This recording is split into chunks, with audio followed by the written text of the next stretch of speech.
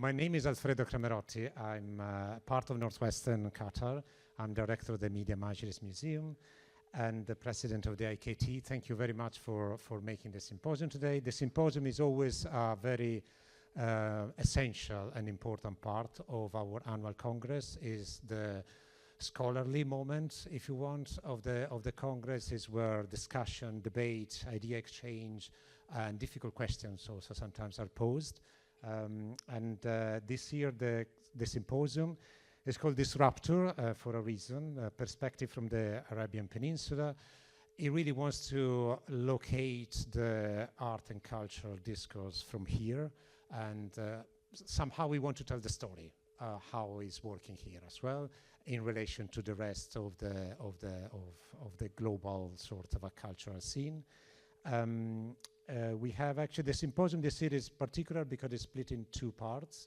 The first part is now and here in Doha, Northwestern Qatar. The second part is the New York University Abu Dhabi, in Abu Dhabi in 2 days. So it's a particular sort of a format, let's say, for the symposium this year. I will introduce my kind of a first host, actually, first guest is actually also a host. And then I will actually make the way through the keynote speaker and the panelists as we go ahead. But I would actually ask Zachary Wright, actually, who's the Associate Dean for Faculty Affairs and Professor in Liberal Arts here at Northwestern Qatar, to make his contribution to open the symposium officially. Thank you, Zachary, for joining us.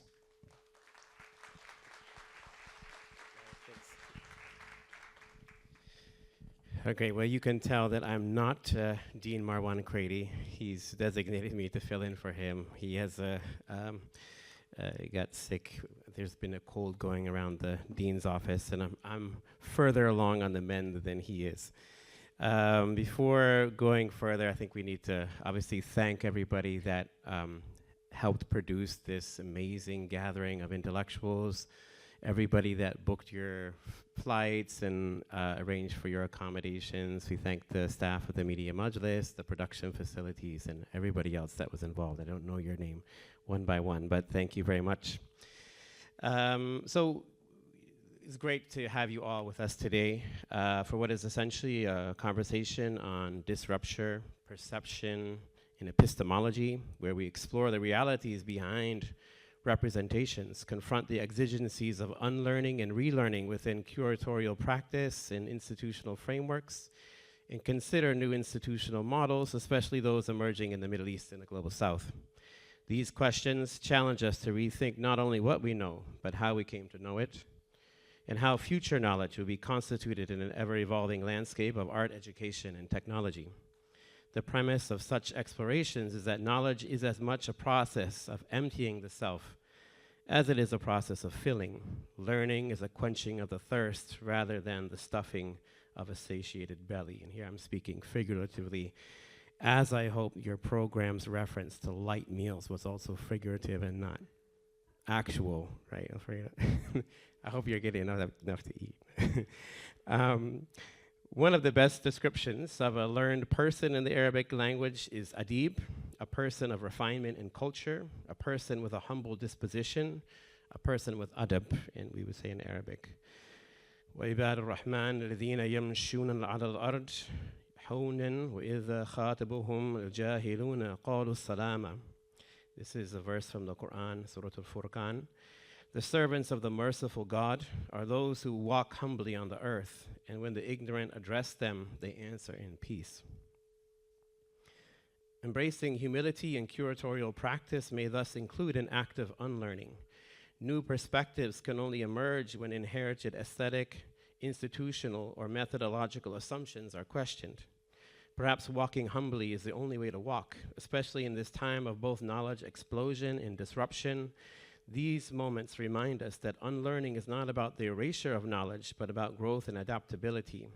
As a West African Sufi Sheikh reminds us, just as the flood inundates the low valley, you will not in humility be humiliated. And so we ask, how can art institutions rethink their authority as knowledge producers in an age where knowledge is decentralized, shaped by digital platforms, political movements, and cultural shifts? Just think of the unprecedented popularity of K-pop, of K-drama, Turkish TV series, or Arabic memes. How do museums and universities maintain public trust? Should they retain authority, or is it time to embrace a more collaborative model of knowledge sharing? This brings us to the challenge of interdisciplinarity versus institutional siloing. While many institutions advocate interdisciplinary practices, practical barriers often remain. How can we dismantle these silos? What strategies have proven effective in fostering genuine collaboration across curation, education, and research? And what about technology? Is it a tool for critical relearning or a trap that reinforces existing biases and hierarchies? How can we ensure that these tools serve as bridges rather than barriers? And whose voices are still missing? Are we simply repackaging dominant exclusionary narratives under more progressive and liberal terms? What would a radically inclusive model of knowledge production, sharing, and unlearning, relearning look like? These questions are not easy to answer, but they are vital. They challenge us to rethink our roles as curators, educators, and knowledge producers in an increasingly complex world. Today's discussion is an opportunity to share insights, confront assumptions, and imagine new possibilities together. I thank you all for joining us. Let's begin.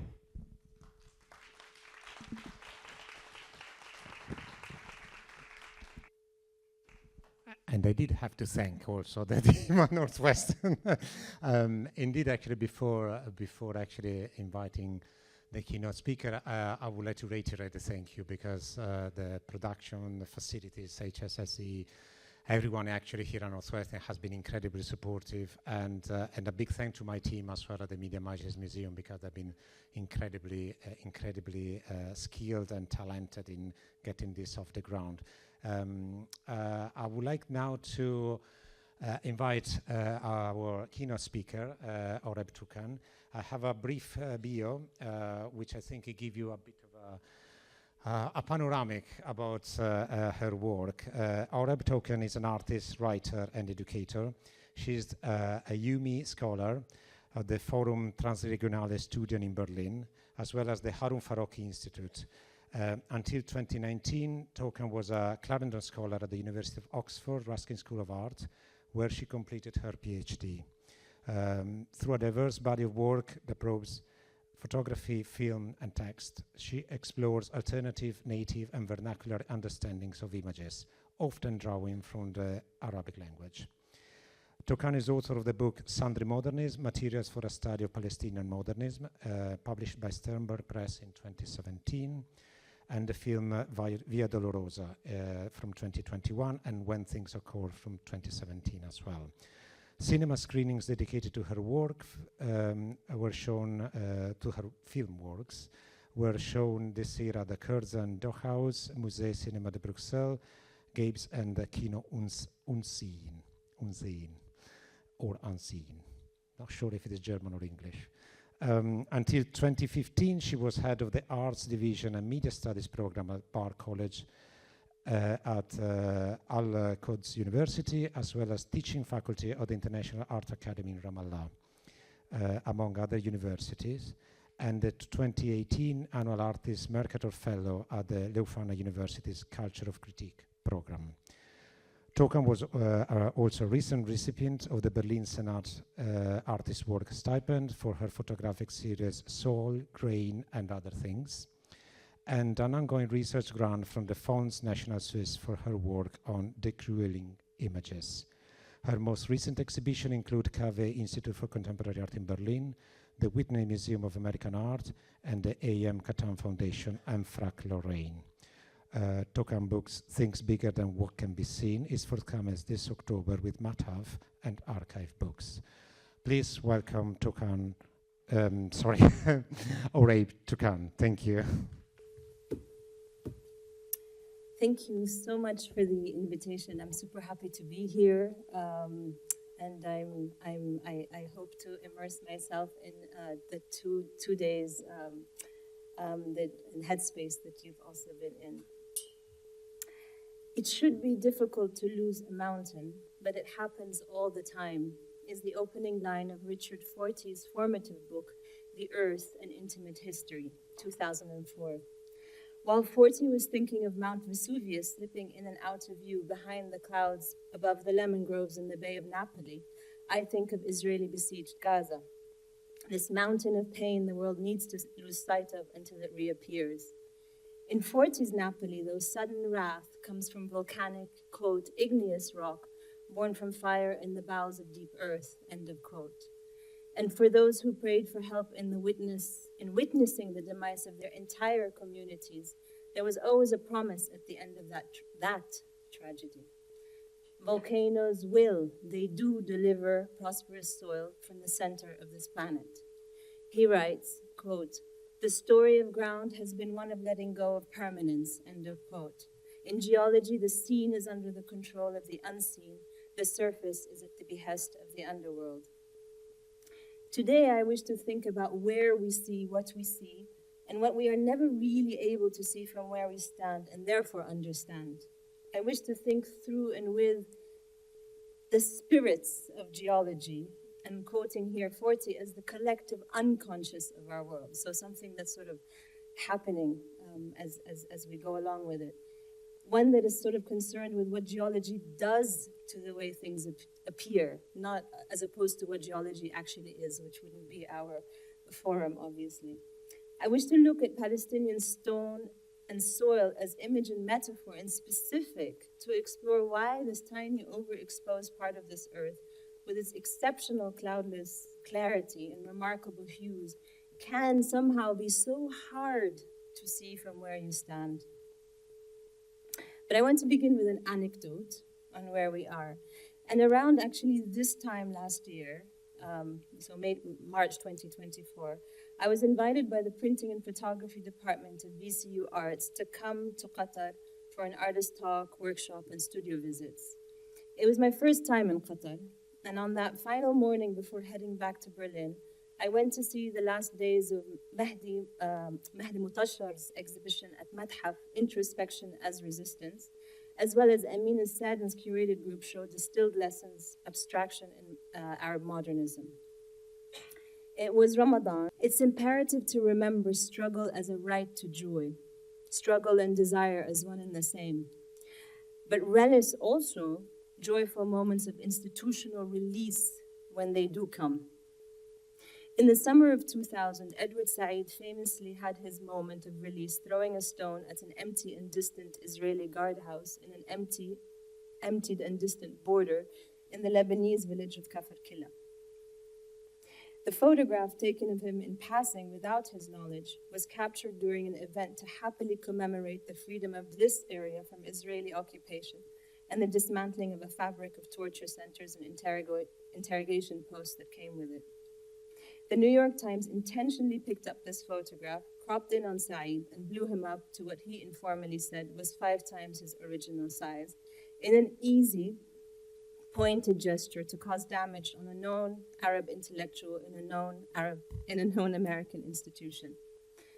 Pen in pocket, with his famous cap, Said was pronounced guilty of a stone in his hand, and with that profound strength and poise that now many of us can really understand, fearlessness, really, Said rightly defended his act as a symbolic gesture of joy, simply because it was taken at a time when the Israeli army was finally pushed back by the Lebanese resistance just 4 months back.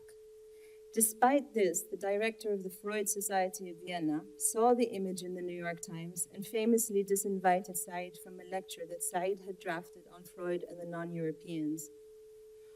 Stephen Sheikha reminded us recently during the height of Euro-American silencing tactics that the Freud Museum of London then learned of this cancellation and extended an invitation to host this banned lecture, which became Said's last book before his untimely death, Freud and the Non-European. So this much is quite well known by many of us. But in an audio recording with the equally tireless Amy Goodman of Democracy Now!, Said called the stone a pebble. It wasn't, quote, it wasn't a stone, it was a pebble, he keenly told her. While it's true that below his feet were familiar pebble-sized stones on overexposed summer ground, in this part of the world, the stone was a stone, and it belonged to a trajectory of struggles, picking up sediment from one's land and casting it against racialized systems from apartheid South Africa to Israel. Stones picked up from that collective unconscious of the world of educators who cast their first stone of support for student dissent from Michelin Awad onwards in her iconic posture, cut by the Iranian photographer Alfredo Cramerotti in 1988. In this picture, Awad holds a beautiful pair of bold yellow pumps in one wrist, while her other wrist arrives back from throwing a stone. A teacher at the time, Awad had just stepped out of church on one Sunday in Beit Sahur, east of Bethlehem, when she saw students running from incoming Israeli occupation tanks and felt propelled to throw a stone at the tanks. As the literary scholar Zeina Arida put it to me in 2022, when I began studying this picture, she said to me, quote, "When the ordinary is a stone thrown at that which denies life, holding yellow pumps matched with a yellow turtleneck seems like an effortless accomplishment, almost an event so extraordinary as it affirms the life it clings to." Awad admitted that she needed to take her heels off to run for it, and it was while running that she turned around and threw a stone. Awad naturally changed positions. She rotated her body while maintaining her place in the world in a moment she had to.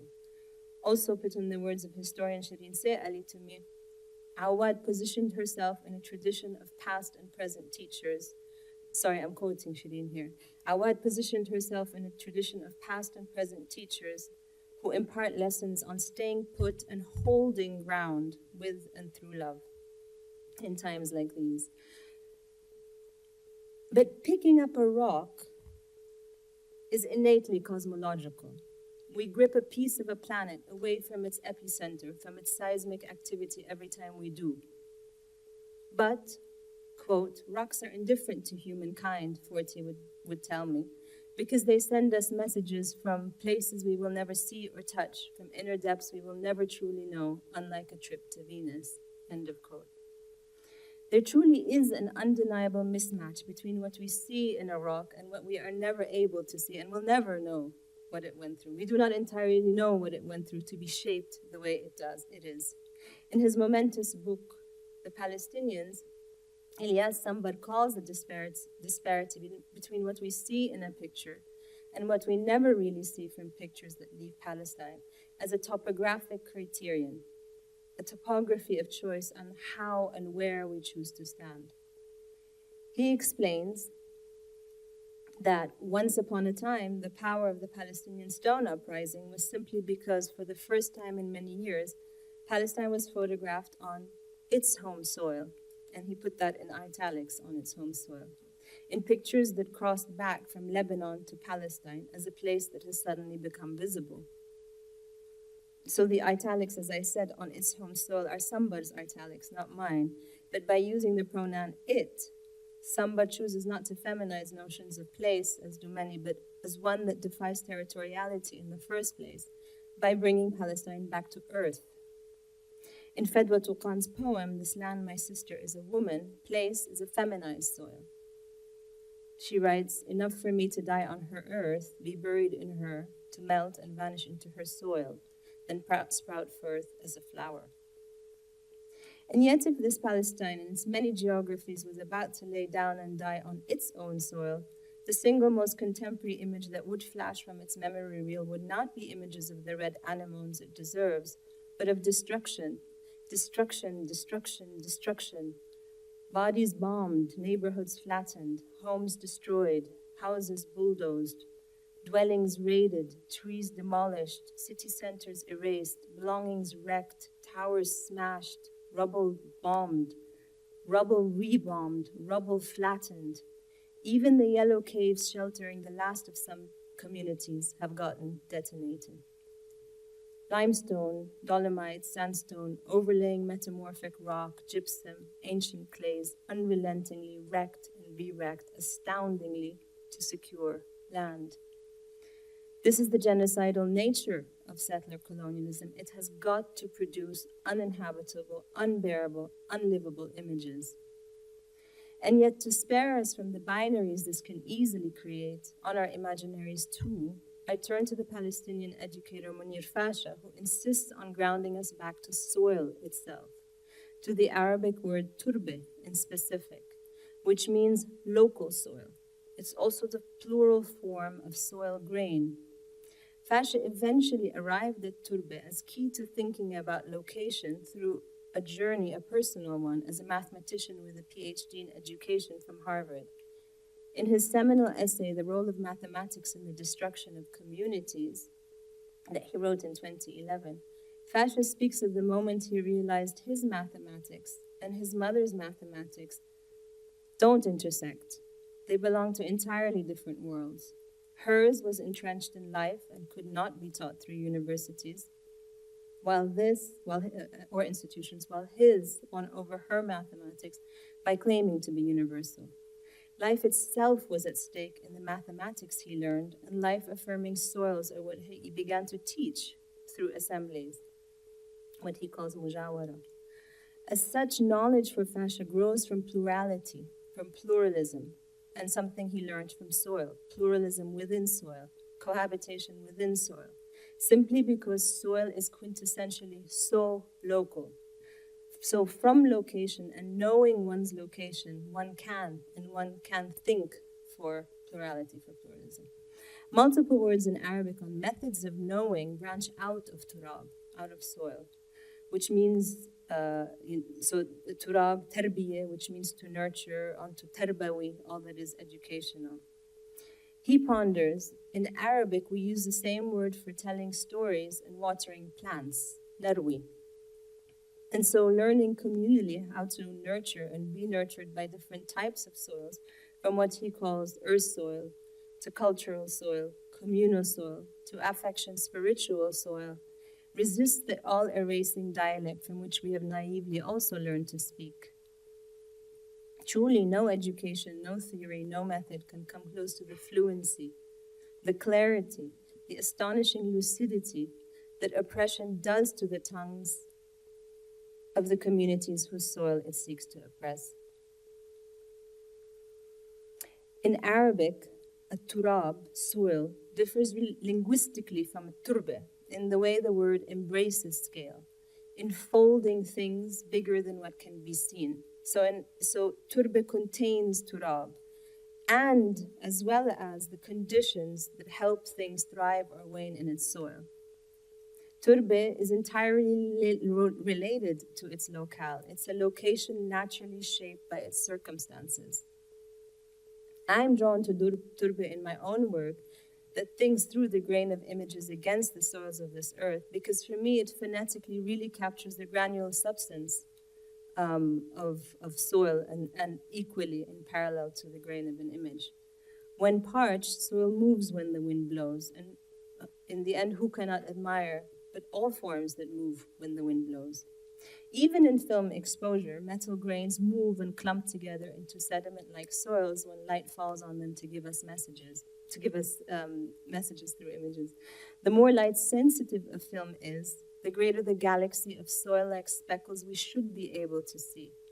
And yet, from the very beginning, from the very onset of all image practices, a lot of effort has been put into eradicating the very granular sensitivity of film by increasing the reactivity of it, the speed of film itself, and chemically, and now, of course, into pixels compounding at ever-explosive artificial levels.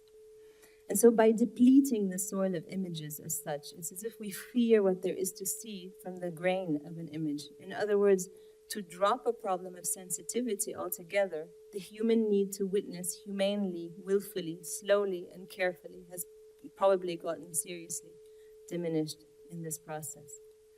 And I speak of this all today not from a material concern, and that's why I was also quite frugal with the images, but always as an invitation to understand the grain of what we see as soil, as native of a specific location, always coming from somewhere from sensibilities geologically layered and continuously alive, always human to human.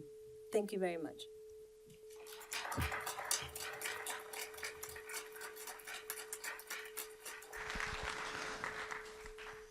Thank you, Oraib. It's very, very profound.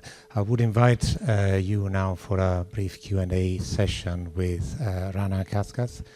Rana is a filmmaker and is part of our Northwestern Qatar faculty here. So, Rana, I'll pass it to you.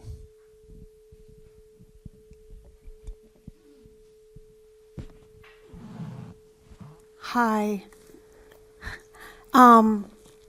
Wow, Oraib. A pleasure to see this room so full, and I'm aware of how momentous it is for everyone to be gathering actually on this soil.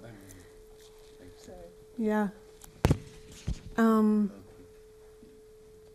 If I may, Oraib, if you'll forgive me, because I can't help, as I'm sure all of us were as well, listening to you draw connections to our own stories.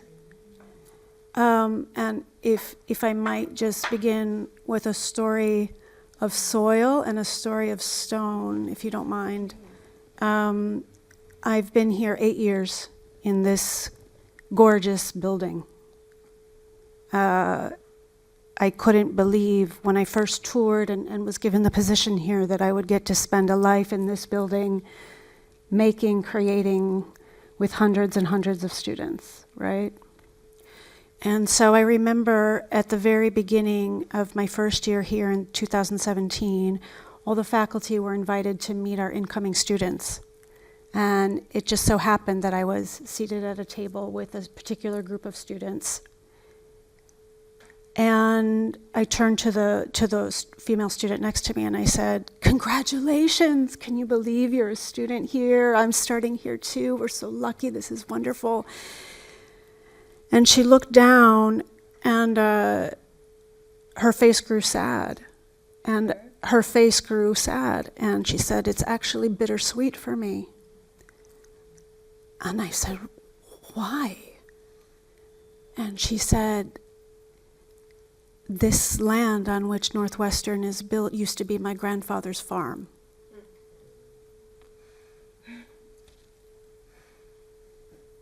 And I used to come to this farm and play with the goats.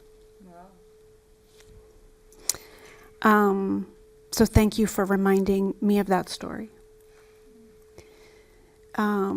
And then a story of stone. I was researching a film that I was writing called Pangea, which is, the geological formations of our continents and the randomness of where we've all ended up according to how Mother Earth continues to form as we abuse her, yeah.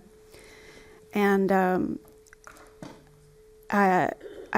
it was through that research that I came to love geology and become sort of overwhelmed by the magnitude of what it actually meant for a stone to be formed. Not only did this planet have to exist, but it had to exist in which it had a core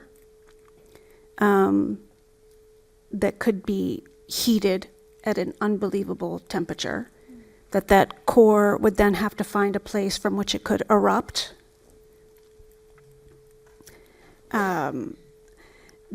that eruption would then need to have some kind of cooling, meaning the presence of some kind of water,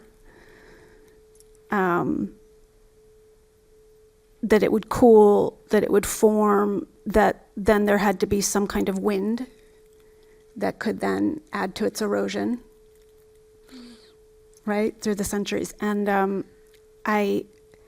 my awareness of that stone has now given me sort of this impression that when I now see stones, especially when I walk through the old city of Damascus, for example, and I am reminded of the empires and the rulers that have traversed that, and yet the stones of that city witnessed it all. But here too, I think do you want me to put this on? It goes here. I think it's right here. Yallah. Sorry. It's done, thank you. Here too, I mean, you can spend the past few days whizzing through on a bus from museum to museum to university to university. In the same way, Richard Forty in this book, The Earth, says the reason geologists love deserts.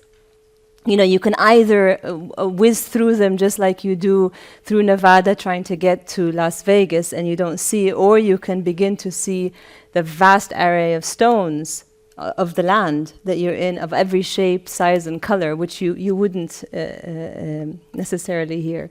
But also geologically, for me, Qatar has this something interesting to it in the sense that it's a peninsula within a peninsula, and it's shaped in a way that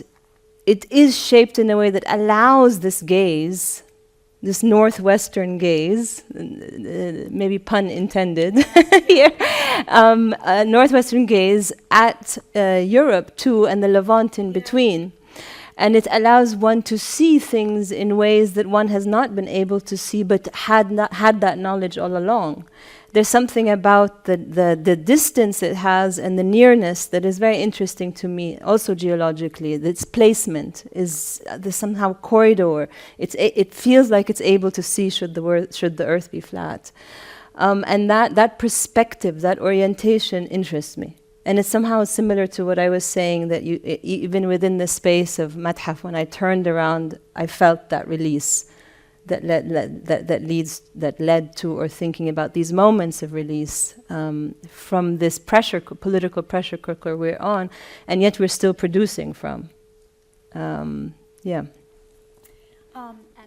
we can continue to talk, but I'd also like to invite any of you to ask questions. We don't have that much time, so please, if you have anything, you have little microphones next to you, believe it or not, in those armchair rests, which you can turn on as well. Yeah. They aren't. You're not being surveilled. They're not on. But can you speak more, Oraib, about you are someone who has dedicated your life to creations that find their ways. Is your mic on? Is it? Oh, you can't. Oh, I'm not talking into it. Let's start that over. Oraib, you are someone who has dedicated your life to creations that have a relationship to museums. And when you said you had never wept in a museum before, what emotions were you used to having when you walked into a museum? And how did that final weeping actually contrast with what you normally thought of as a museum? I mean, you never have the early morning ability to the space. Generally, there's always others, and the speed at which we navigate them, sort of now, and this day and age, is probably something to do with that. But I also think it was the coinciding of leaving, this was March 2024, leaving Germany, which just temporarily, we were traveling a lot in 2024 given the circumstances to speak, but at the same time it was Qatar. It happened in Qatar for a reason, and I think the room, really truly all of us are standing on the shoulders of a generation who did go through this. Of course not all of them are deceased, but it's from there. It's not yeah. But I mean, in different films, I think of like in When Things Occur, there is a moment of working with the face of what shrapnel does to the face, at the same time thinking of the tear duct while I'm doing that. So there is obviously a relationship to weeping in different. And if you haven't had a moment to look at When Things Occur, is it available online for us to watch? It's not. Okay. Well, Oraib 2025 has not been overly great, except that Oraib came into my life. So I will be forever grateful for this year. And Oraib shared with me her film, When Things Occur. And I had a moment today to express to her to say that I haven't actually been able to forget the images that she created in the film. And one of the reasons is that I was amazed at the way I was sort of, my hand was held through it. And she was guiding me, and I was sort of aware of her creation of those images and the sounds of what was happening, and yet she was at the same time allowing me to have my own emotional experience, not unlike what the Mathaf allowed you to have. And Zeina, bravo for what you're doing at Mathaf. And for those of you that don't know that work, aren't familiar with that work, Oraib has again selected images, not unlike what she did for us today, of Palestinians who are either grieving the loss of somebody who's been brutally murdered or a body that has been destroyed. And she'll put up an image and then slowly take us through it, moving right, moving left, moving up, moving down, going from close up, going to wide. And that image is accompanied by a voiceover of the person who either has a relationship, took it, and had even a relationship to the human being in the photo. And again, in the same way that the image is moving, the words are also coming in and leaving us with silence at the same time, and in a way leaving us breathless. We don't know where you're taking us next. How do you choose to do that? How is it that you knew or felt where to move in the image, or even select that image, or accompany it with the verbal? Just quickly want to clarify, but there's no graphic images, actually. It was a discussion with image makers. This was 2016, that film. It was discussion with image makers on, what choices. I was really just trying to understand what's the political economy of images that come out. What are the backstories that we don't know when we see? And it's really asking, what do you also want me to do with this image? What I've received it, I've seen it. What do I do in this moment? What do you want me to do with it? And it was just a very honest discussion with image producers I know, and I think that level of honesty and comfort led to the intimacy in the discussion. And in most of my films, there's me trying to really think through what kind of knowledge happens at the level of the pixel grain of an image that I can come to know and that you can come to know. A level of abstraction is important there. And it's always realizing, playing through scale and realizing the relationship to abstraction. The knowing, the moment of knowing, and it tends to be something you already know, is in that encounter. So it's really my search too. It's me trying to understand. And in so the spectator ends up also, the viewer, or ends up like me figuring out. So it's sort of a live exploration of images, and which is what I do, what I think about all the time. Yeah. Any questions? Yes, please.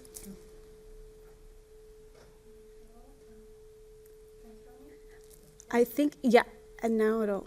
No? Well, or we have the old-fashioned way.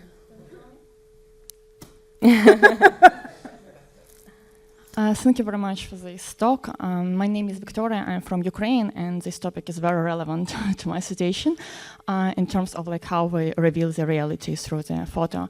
And I'm wondering that we have this, we want to reveal the reality at the moment, but as you said about that we need a distance in terms of geographical distance, how close we are to the context, but also in terms of the time. distance in time. So like sometimes we want to reveal at the moment, but we understand that this reality in a few days, in a while, we understand that it is much different from what we actually see now. But if we are speaking about journalism, like about the documentary, we need to do it at the moment. We can't allow ourselves to wait like such time. So what to do with this, because sometimes you do it on purpose. Like, I mean, some people, like in my case, like Russian propaganda, they are doing on purpose and they are posting some photos. But in terms of like, if you don't want to make it on purpose, you want to reveal the reality, but you need this kind of time to understand what is actually going on now, what to do in the station, and yeah. Thank you for your question. I mean, my PhD actually was as an artist PhD. I was invested in the question of time, and an archival distance in time. You know, how necessary a distance in time is to that understanding, and it was basically based on the in the region when the Soviet Union fell. 1991, December to January, a lot of their assets had turned over overnight. They did, you know, so many cultural centers didn't know what to do with their film reels. And I found film reels that were from the earliest Palestinian films that were actually documentary. And I was interested in one frame, and I did my PhD on one frame from the '67 war. And again, it was through using the film to explore that and to think through it. But it was about the necessity of distance in time and the archival image of the dead. A little bit like dare I say the students in the courtyard where they sit, they're like tombs. They're fascinating, but also with the way the trees are placed around them. But it's sort of finding through institutionally too. They do at one point or another this unearthing, and the finding. This delayed knowledge is probably far more profound than what reporting does, because that would be reporting. Yeah. I was living in New York in 2000 when Edward Said threw the rock. And I was in a theater company with his daughter, Najla. And I remember when it started to happen, she was like, "Oh, my dad's in trouble again." And it was interesting at the time of the reaction, even in the Arab community, to this, like, what's the big deal? It's just a rock. It was symbolic, or was it actually an act of violence? What is the threat of this? And it's amazing what that explosion was. And I remember that moment very well. It was an iconic moment. Yeah, I mean, for me, this moment is interesting, obviously, for the parallels. I'm less interested in the question of violence here, but I'm interested in this. Well, it's one of his most important books, Freud and the Non-Europeans, who happened, materialized because one institution re-invited in one sense. It happened, and it's by this banning and censoring, all it does is strengthen. All it does is strengthen these voices, and has been strengthening these voices, and the iteration of them. They just, they reappear in different iterations across the board in all art and culture right now, in very profound ways too. So I'm interested in that anecdote of that episode. I couldn't help but think also of looking at the image of Micheline in her yellow shoes and the yellow scarf. I couldn't help but think about Leila Khaled as well, in a way, thinking about her with her glamorous scarf around her head as she's, holding a weapon as well. And was there anything for you in sort of thinking about her femininity in what she was doing with that photo? Yeah, but I don't. Yeah, I'm not sure they're different image trajectories entirely, because Michelin she's an educator, but she may not have. There are moments one positions. There are moments one reorients their body, and they're entirely different trajectories. And you do it in the moment that others have inspired you to do that. Whereas, yeah, her femininity. So what I made it in the same way as I discuss images with people in my work, whether recordings or through conversations. This one was also discussed by other feminist writers. And it was interesting that everyone had something to say about her attire, what she's wearing. But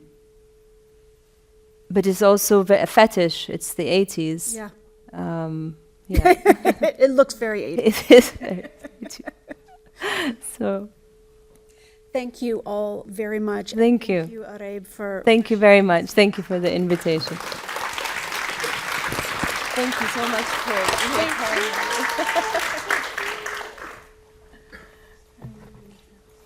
Thank you, Oraib, and thank you, Rana.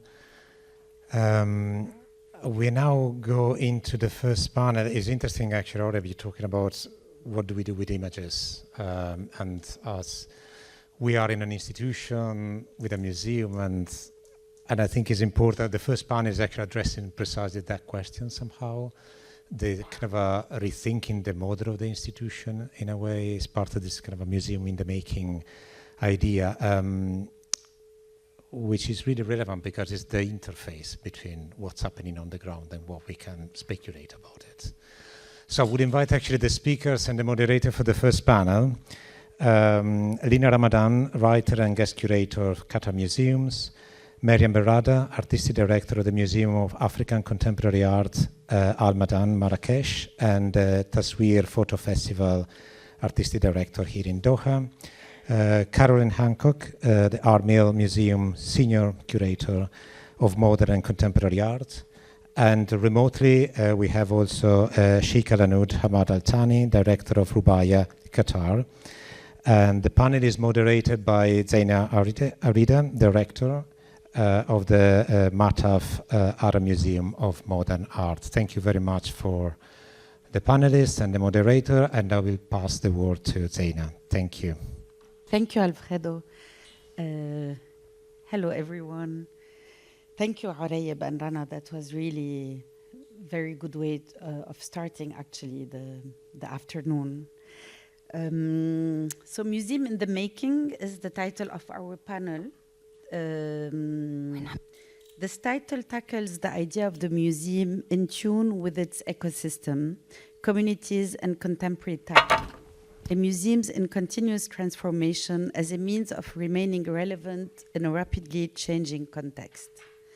Expectations are higher from both the museum community and the public, pushing contemporary art museums and institutions to reinvent themselves. We need to adapt the museum to meet the needs of our visitors and community. We also need to be attentive to the living artists who are at the core of our programs and collection. Because they don't have a stable support system, these artists are the first to feel the effects of changes in society and the economy.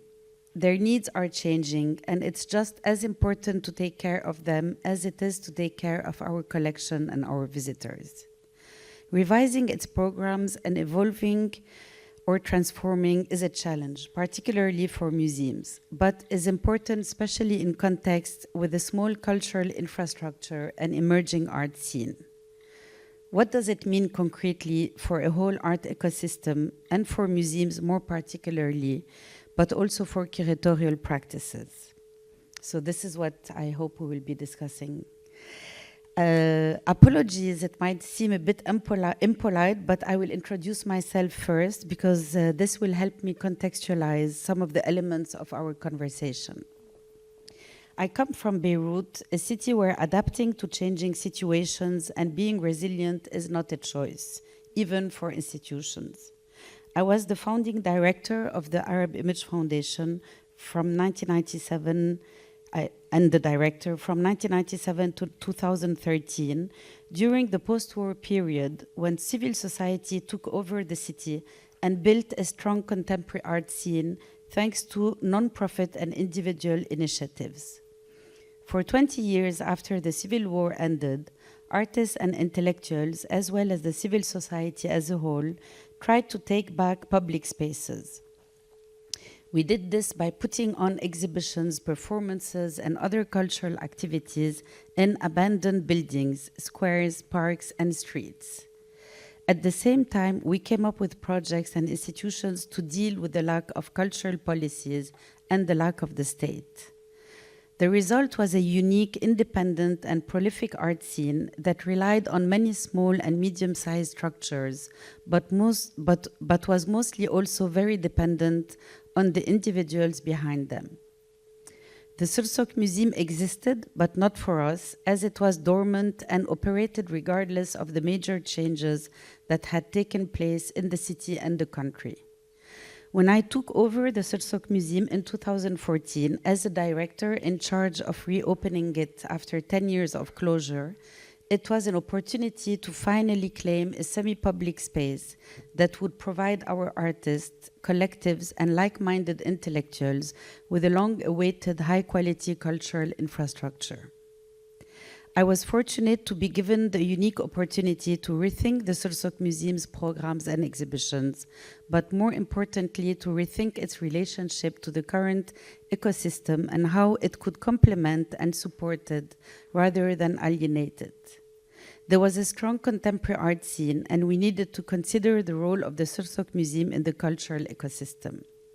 During the 2 years of preparation, I involved artists, curators, and cultural actors in the making of the museum, giving them a voice and listening to their needs, building the strategic programs as complementary to the existing ones, aiming at building trust towards a strong institution that we were finally going to count on and consider as ours. I won't extend on what happened next, as after a few years of a successful relaunch of the museum, we had to deal with an escalating, challenging situation, which started in October 2019 with the financial and institutional collapse of the country, followed by the COVID years, of course, but mostly by the 4th of August 2020 Beirut blast, which destroyed partially everything we had been building because Sursok Museum was very close. And then you know the story and the most recent war on Palestine and Lebanon. So thinking about the Lebanese context that I mentioned right now, I would like to raise a few questions here.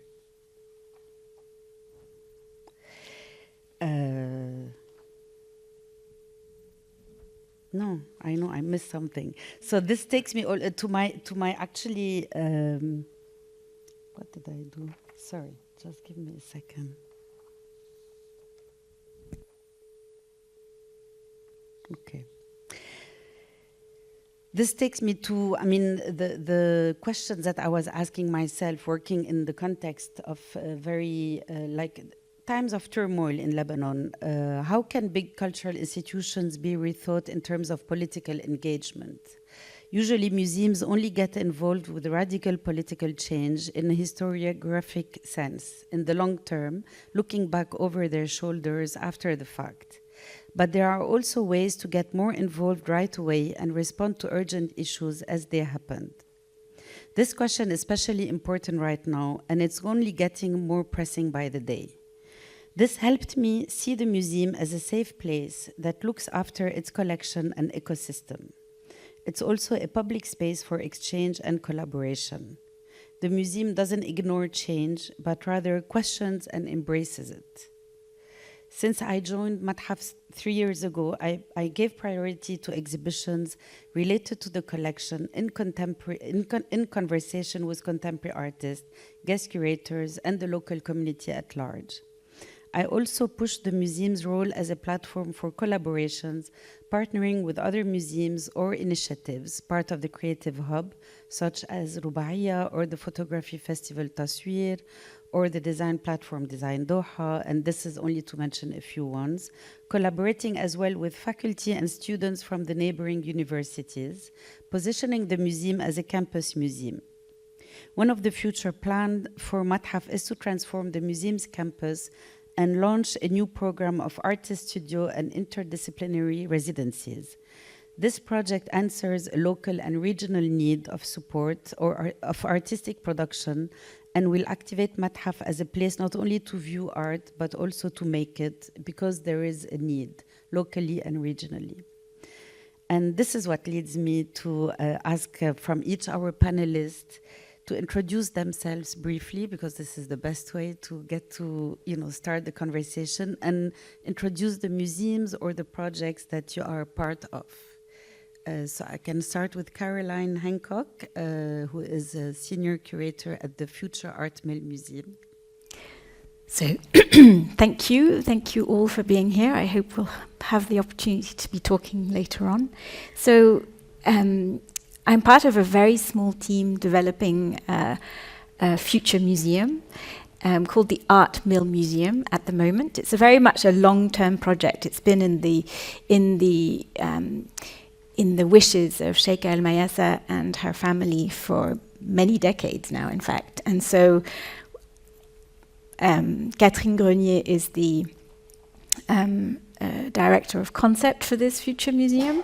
But in fact, even before our arrival in this project, it has been in the minds of those living here. And that's really very much the sort of base of this project and all of Qatar museums, in fact, is that it's really, these are museums emerging from here, from the global south, from the Gulf. And that's a real chance as far as we see it, because we are developing this very big project, which might not open until 2032, and as you know, you all know probably these developing projects having very exact dates is extraordinarily difficult, but hopefully it will be really worthwhile having this time to develop it. It is a museum of international, modern and contemporary art and culture in the largest sense of the term, as in it is intended to be extremely multidisciplinary and therefore to embrace so much of the creativity here and in dialogue with the world. Of course, this is impossibly ambitious, but the team is here to begin to develop strategies in order to make that happen. And of course, we are part of this bigger family, Qatar Museums, including, of course, Mathaf and our colleagues like Meriam, who are developing all these incredible biennials in order to make that process possible over the years. And I guess this is what we will be talking about. Sorry, I took probably too long. Maybe I'll ask from Alanood, who's joining us on Zoom, to introduce herself and the project Rubaiya. Hi, I'm Alanood, and I've been the director of Rubaiya Qatar since 2022. And Rubaiya Qatar is the first art quadrennial in the region. We're launching, inshallah, in 2026, focusing mostly on contemporary art. And, well, actually, it's very interdisciplinary, but mostly, I would say, contemporary visual arts. Okay, thank you. We'll come back to you. Lina? Thank you, Zeina. Can everyone hear me? Yeah, sorry. I'm not used to this. My name is Lina Ramadan. I'm a curator and a writer. Currently, in my final phase of writing my dissertation at the Academy of Fine Arts in Vienna. And my work is kind of is in the intersection between curatorial practice, focused on the Arab world, Middle East, North Africa, and also I blend that with a lot of critical art history writing, also concerned with the region. I worked at Mathaf, the Arab Museum of Modern Art, between 2016 to 21, as assisting curator, and we've done quite interesting exhibitions. In the last recent years, I've kind of shifted my curatorial practice more into working with contemporary artists, early career artists, finding ways to kind of establish conversations in off spaces. So I've worked on multiple projects where I'm currently based in Vienna with kind of looking at alternative ways, not away from the institution, but kind of like how can we feed into each other. And also with my accumulation of knowledge with the region, in terms of art history discourse, how can we blend that with kind of exhibitions that are in the move, and how can we translate these into smaller collaborations. So I recently, actually we closed just 2 weeks ago an exhibition in Vienna with 2 artists, one from Syria, Huda Tikriti, and the other one is Noor Abu Arafi, and the title of the exhibition is Several Attempts for Not Forgetting, and it kind of responds to the silencing that is happening now globally, of course in relation to Palestine, but others. So this is something that I'm in the midst of, that I started to kind of expand more, but I'm also a guest curator for an exhibition that will open next week, actually, at Mathaf. And it's a project that is very close to my heart because it's the first institutional show for a Qatari woman artist. Her name is Wafa Al-Hamad. And this is it's such an honor to kind of lead a curatorial project as such, because Wafa, who passed away in 2012, and she's a really interesting artist who kind of deals with spiritual abstraction, optical illusion, and she was, of course, one of the first 2 women who graduated from Qatar University back in the 80s. And of course, not to just name one of the first, but she's also one of the first to earn a PhD in art, and it's wonderful to be kind of working with Mathaf to kind of have this opportunity to show her work. I look forward to seeing the exhibition and having you visiting. And Meriam Berrada. Hello, thank you, Zeina. I'm really honored to be part of Tasweer, which is a festival dedicated to photography in Doha.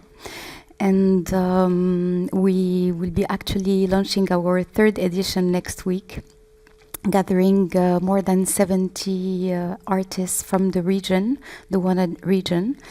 And this exciting journey follows after 8 years of fulfilling years as director of Makal, Museum of African Contemporary Art in Marrakesh, Morocco, where I actually had the privilege of being part of the founding team, so contributing to the development of the curatorial vision, public programs, audience, of course, and local, regional, and international collaborations. And so Makal is basically a private museum. It was born out of the will of a collector's family, and the Makal came to gather this collection and dedicate it to African contemporary art.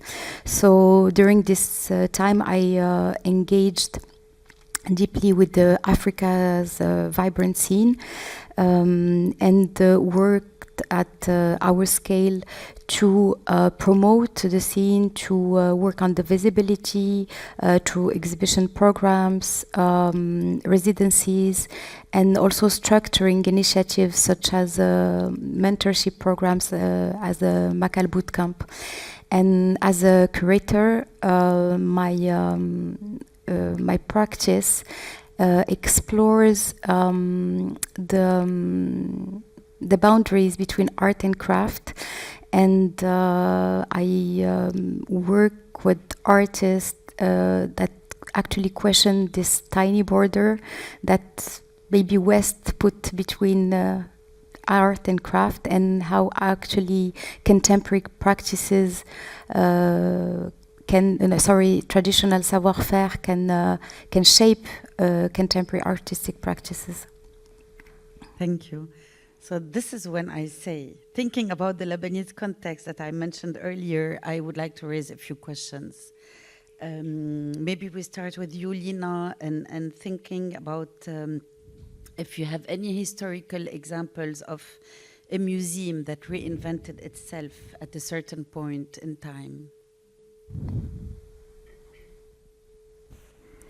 Thank you for the question. It kind of like sparks a lot of thinking about museums. I mean, I would speak of museums of the region, so Middle East, North Africa. If I want to think of one, I mean, relatively the museums have been like always like on the kind of like changing, especially with like the national projects, and there were only few. Also thinking of just the case of Iraq and Egypt. So in terms of like picking one museum, I mean, I wouldn't think of one much that kind of, because, you know, with the political landscape, the historical landscape and all of that, changing is part of like, you know, the exhibition, how it functions. But if I would think of one, like something that I'm also part of my research, looking at how artists have been part of like the very beginning, the establishment of museums and like artist associations and also art academies. The earliest we can trace in Egypt and also Iraq. The case of Iraqi artist and painter Layla Al-Attar, who was appointed as a director of the Iraqi Modern Museum in 1985. It was called the National Museum of Iraq, and then it changed to the Iraqi Modern Museum. So under her leadership, which was also like Iraq at the time was, you know, under very like high political kind of tensions and also like changes, her focus was kind of like how to bring in alternative kind of like discussions and collaborations, leading with like a very historic also collection. So it had like Mesopotamian and also like for her own ways of her work that was like, she was very interested in looking at ancient Iraq and mythologies into her work. And she was kind of like inviting artists in general, but also women artists to kind of like deal with that. So that kind of like shaped this direction. But I want to say also like thinking about the definition of a museum, not to kind of challenge it, but there was also existing practices that were very close to what we call like how do we practice or like carrying a museum in terms of collection. Just to kind of like name a few under Tunisian artist actually, Safia Farhat, who was always advocate for including crafts and textile, for example, into what we call Arab modern art.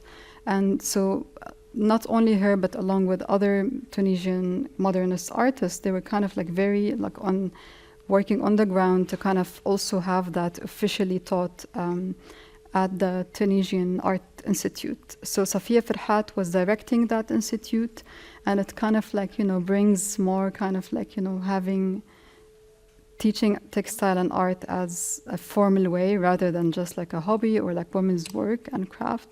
So that's something that also eventually fed into how collections kind of like are built, and also with exhibitions. In Lebanon, I cannot think of, like, I can think of few, but also specifically the work of Helen Khal. She was an artist who also established a gallery called Gallery 1 with her husband at the time. And she was also working with many artists and documenting their histories. So she kind of like had these multiple roles and hats. And she was always working collectively. So she published a book about Lebanese women artists. And just to kind of like I mean, my specialization in modern art, but I kind of like look at histories of women artists, so just like kind of a heads up of my specialization. But just going back to Helen, her role was kind of like embedded in that. Parallelly, Ogued Kaland, the Lebanese artist, who was also the daughter of the first Lebanese president, post-war, I would say, or post-independence. In the late 1960s, she established an association called INAASH, and it's an association dedicated to kind of empowering women, like Palestinian women who lived in camps, but kind of like to bring in the legacy and knowledge of how do you do embroidery. And at the time, there was no Palestinian museum, and also the Palestinian museum kind of was established recently, and it had kind of many questions around it. But that space kind of was established as an alternative space for kind of a collection to be. Yes, they were selling these dresses, but it kind of like had this. And I think we can think of many similar historical references that we can revisit. But if we want to look at now, I think with your leadership, Zeina, like how you carried also Mathaf from, of course, its founding time to kind of shifting that and shifting dialogue that kind of expand on not just like exhibiting, which is a crucial aspect of what a museum should be, having the biggest collection of Arab art in the world, but also parallelly, how can we, engage that with multiple kind of collaborators, audiences, regionally, locally, but also internationally. And I think you've opened quite good dialogues around that, but also working within like focusing on building the archives and residencies and so on. Yeah, building the institutional history and actually building, allowing us and our, younger generations of artists, curators, historians to understand the history, right? And to understand it in its continuity. This is why it's important to build this institutional history, I think. To come back to Mathaf opened 15 years ago, but it was in preparation almost for 25 years, because Sheikh Hassan, who himself is an artist, had been collecting since his early 20s and supporting artists and organizing residencies for them, hosting artists who fled from, war countries in war, such as Iraq and others, and so, thinking about this, we can also think about how do we prepare for a contemporary art biennale or for a museum such as the Art Mill. How do we prepare for it? And this is, a question I want to address to you, Caroline, and to Alanood.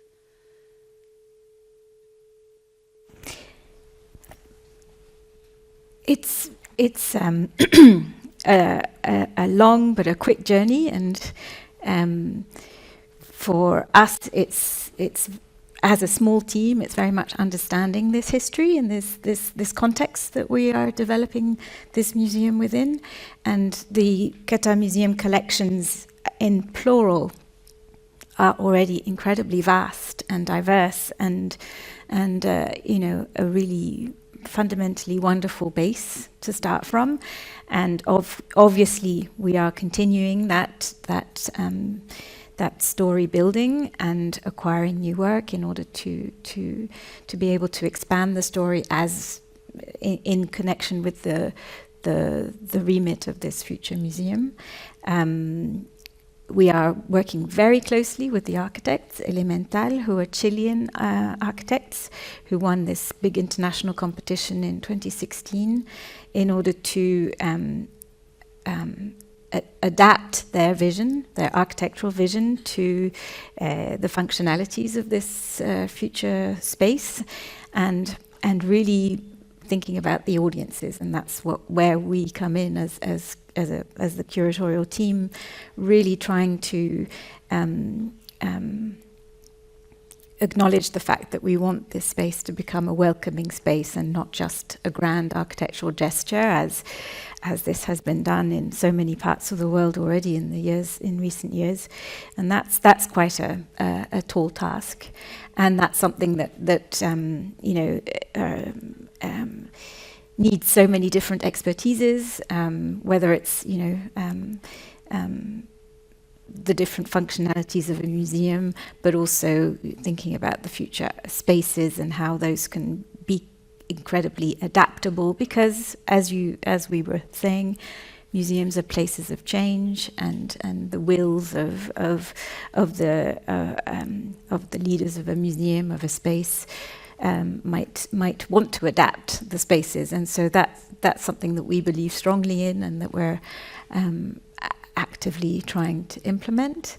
But yes, I guess understanding and already connecting with the future audiences is key in order to sort of invite them conceptually already. So you're also, of course, doing research, and I mean, you already are you're doing exhibitions. Yeah. I want to say just a few words about absolutely. the last one, the Pakistan exhibition. Absolutely. So we are very fortunate to be able to be welcomed by some of our sister organizations, in this case, the National Museum of Qatar, which you'll see soon.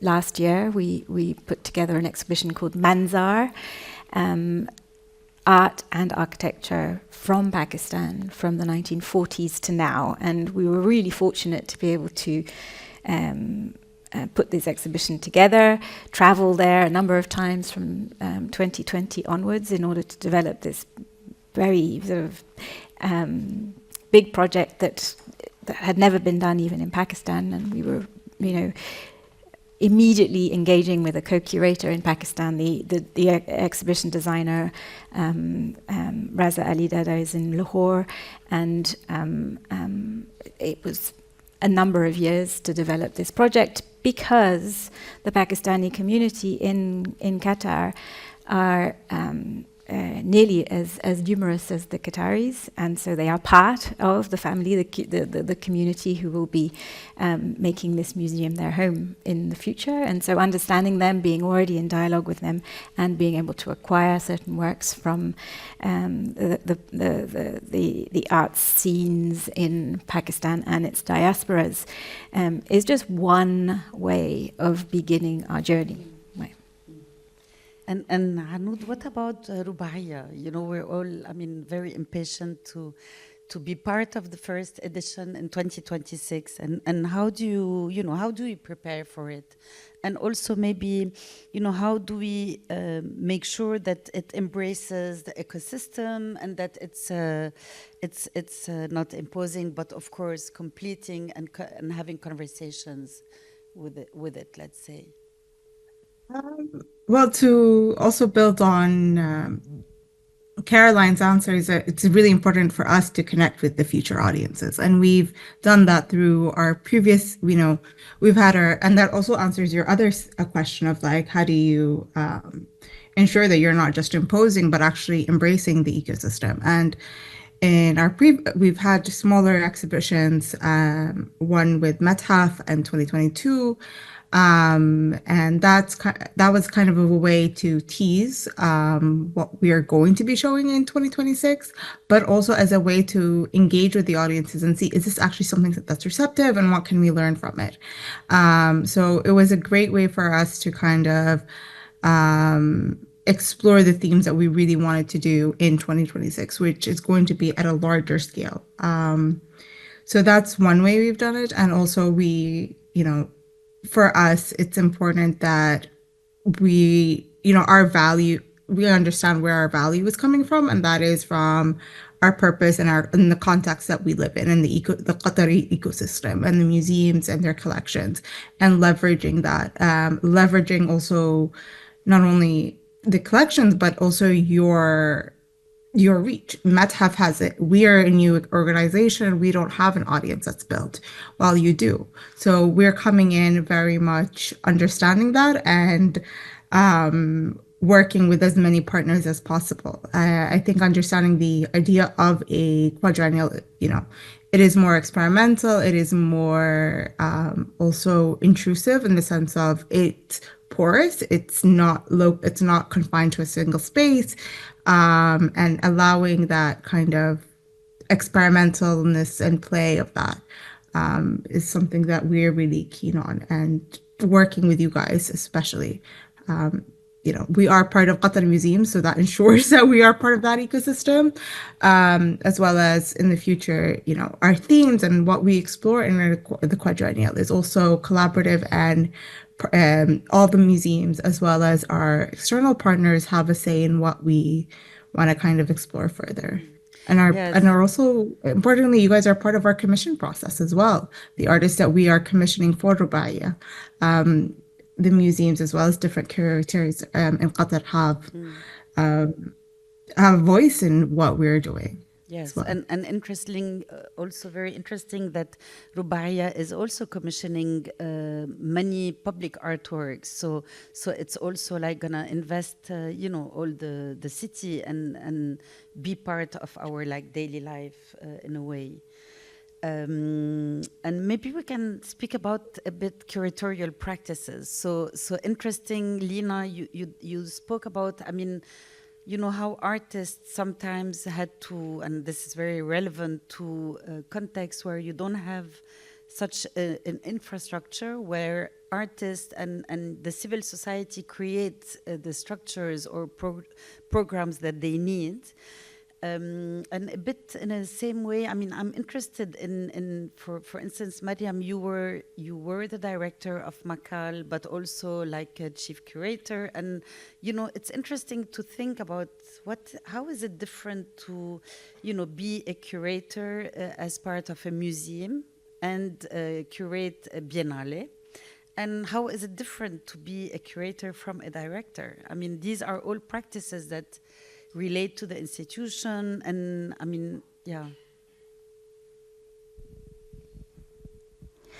I think it's directly related to time, because festival naturally it's something temporary. It's a time bound, so it creates kind of momentum and in terms of energy, intensity.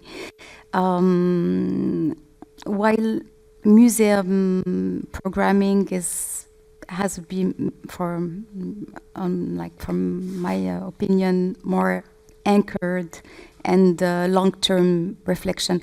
Of course, we adapt and we keep questioning our practice every day, but I feel like it's more about temporality, and also having this intensity in a short period of time. I think it's also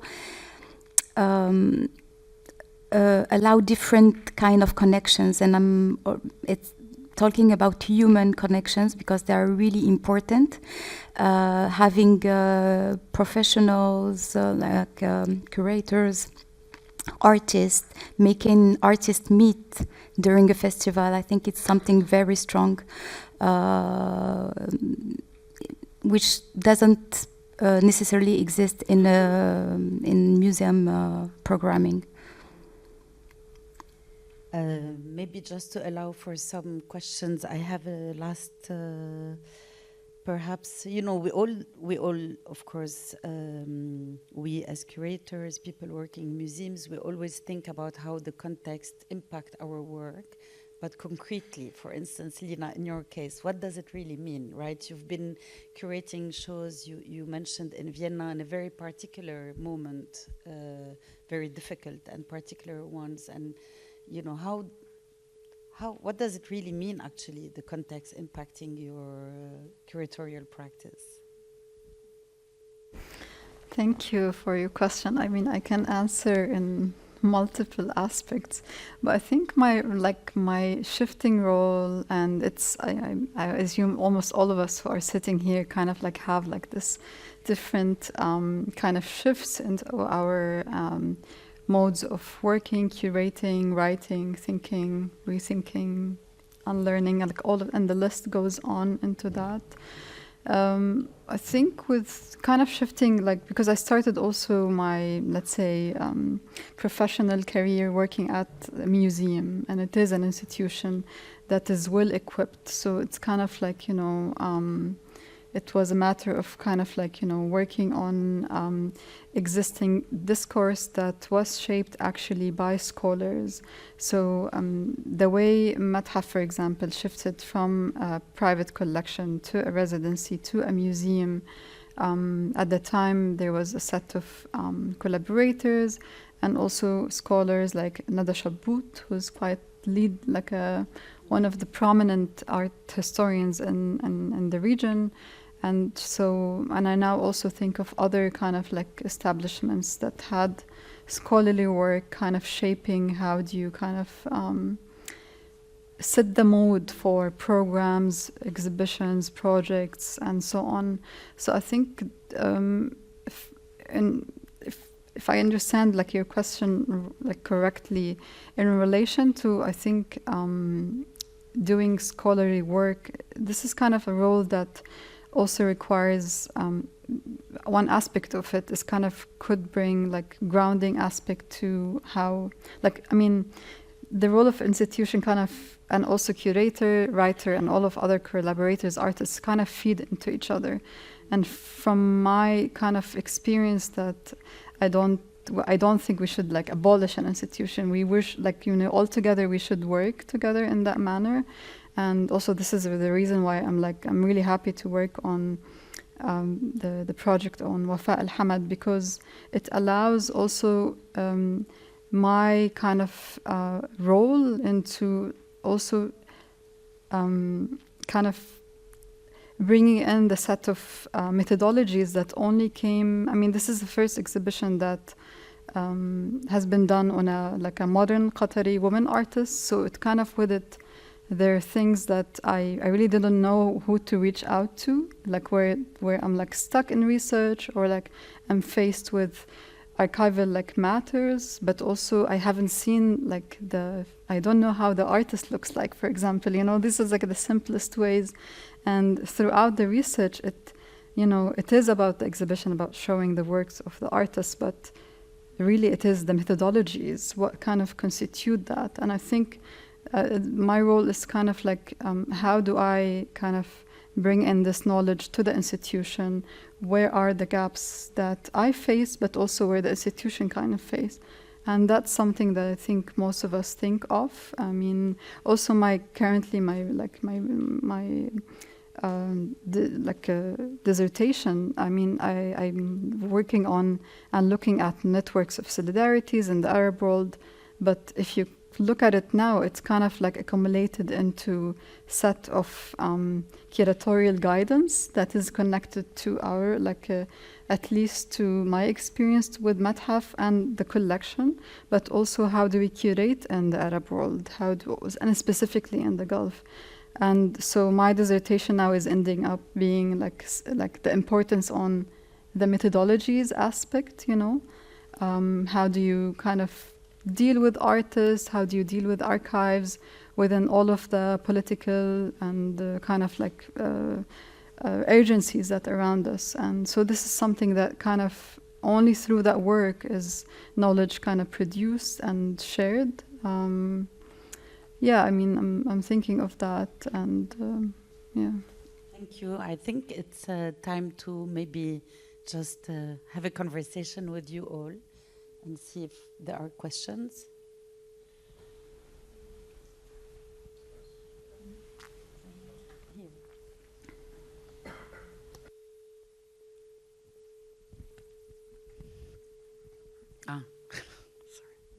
Hi, thank you. yeah, lots to take in, but I think you started the conversation with regard to the times we're in and giving voice. And I think as curators in the room here, we all know too, that we're being silenced in one way or another. So I want to start with that. That's like a comment that we can lead into this question. And then also being here, which I'm honored and overwhelmed to see how beautiful your institutions are and what you're growing and everything. But is that really what the future of museums should be? Because unless we're talking to a very local community, but if we want a wider audience, which we keep hearing this word, wide, diverse audience, how are we going to do that in the global south as well? Create that. I feel like that you should be leading, we should be leading in the global south on how to show the West, the world, what the new space should look like. And maybe the inclusivity means more in the virtual space. It's a place that we feel that we can all come to without our carbon footprint. I hope that's not too much. Maybe I can just say my own recent experience. I think, I mean, last week I was in Hong Kong at a museum summit, which had a lot of delegations coming from Southeast Asia. And this is a very interesting conversation. We from this region are looking into Southeast Asia and are looking really into the global south, right? Because we have the chance of building our institutions and our museums, and we have the chance of having the possibility of building our own models, and I think that this is how we are gonna be able to build maybe the museum of the future, right? I'm not sure if it should be virtual. I think it should be very real, because we all have people we want, you know, to share experiences, collections with. So yeah, I would say this is my, again, it's like experimenting other models, because anyway, the existing models have proven not to be functioning anymore.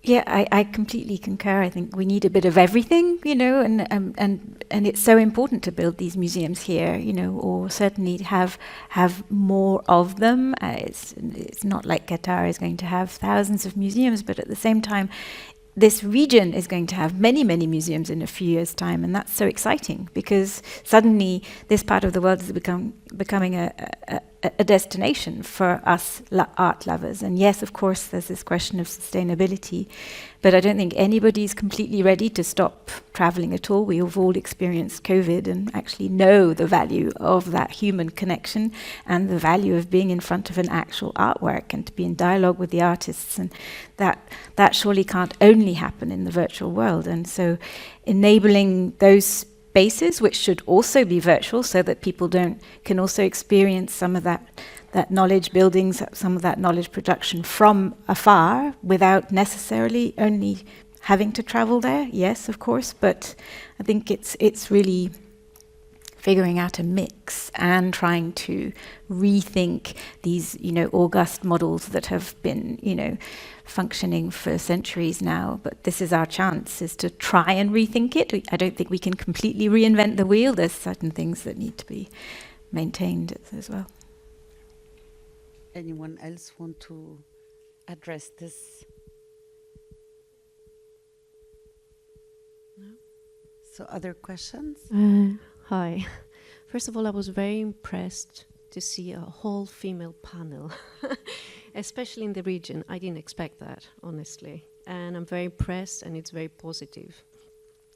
I was in Lebanon for the first time in my life in 2008.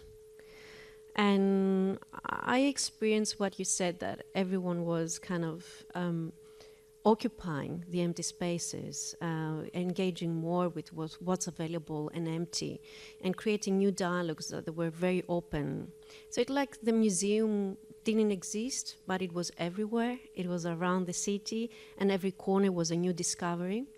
So having your collection and everything in a museum, and having the experience of Lebanon, that comes, do you have the need or the thought of going way beyond this walls and activate spaces that are all around Doha or elsewhere, kind of, you know, expand the programming of the museum in many other ways. Of course, the festivals are more temporary forms, so more, I don't know. Yeah, I mean, kind of more public sculpture, more kind of more both temporary and permanent. Yes. As temporary, permanent. I mean, yes, of course, but also I think of, I mean, it's not about Mathaf, or you know what I mean, it's about all of us, right? And so we have the chance of being in Education City, and I think we are not yet enough integrated in the life of Education City and the students, and in a way that's a very interesting opportunity.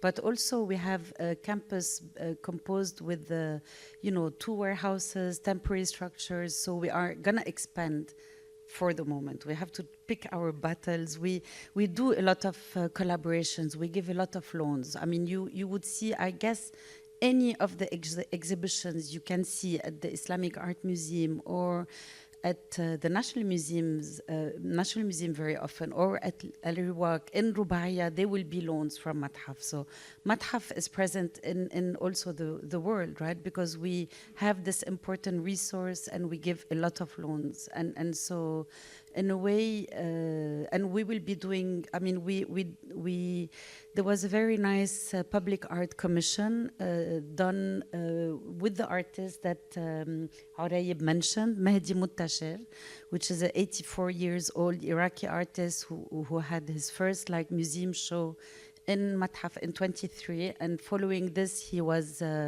commissioned public artwork here for Aspire Park, and he did this marvelous structure almost to host families, and you know, this is a place that is very used for picnics and the nice season.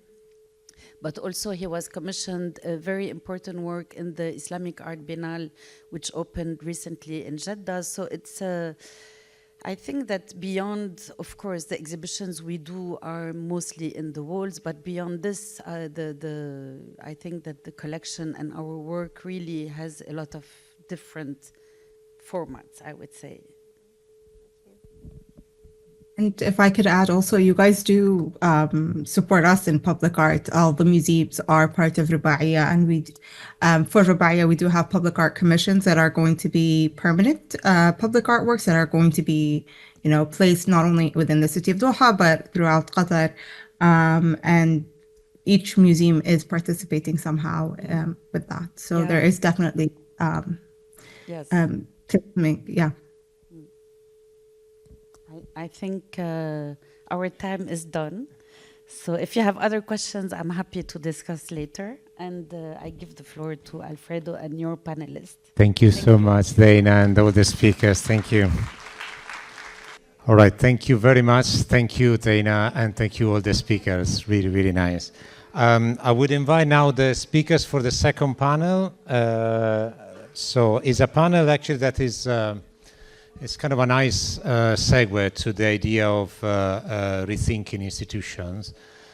Specifically, it's a panel about the unlearning and the relearning, talking about institution, talking about curatorial practices, talking about arts practice in general as well.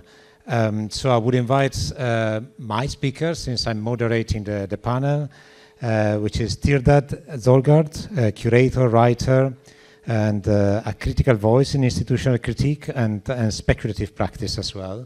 Tirdad is working as the academic engagement curator of Mathaf. And I have also Nadine Khalil. Nadine is an independent curator and writer known for her research on contemporary art from West Asia and North Africa. And she's joining us from Dubai. And I have Dr. Effat Fadag, artist, curator, faculty of the University of Jeddah. And Effat is deeply engaged with education and the cultural landscape of the Gulf. And I've, following by Miguel Blanco-Carrasco. Miguel is whose work is bridging basically this idea of education, research, curatorial innovation, and cross-cultural context. And Miguel is an arts and cultural executive and advisor at the Royal Commission for Riyadh City. And lastly, I have Holiday Powers, Dr. Holiday Powers, an art historian and curator working at the intersection of modernity, post-colonial theory, and pedagogy. And Holiday is an art historian, curator, and faculty at our neighbor VCU Arts. So I'll take my note with me because I'm moderating the panel.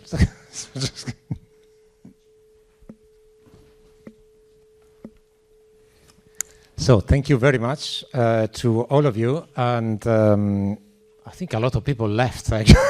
What happened? They will come back, don't worry.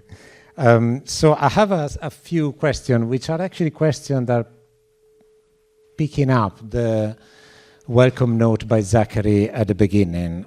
They kind of overlap, some of them, with his remarks.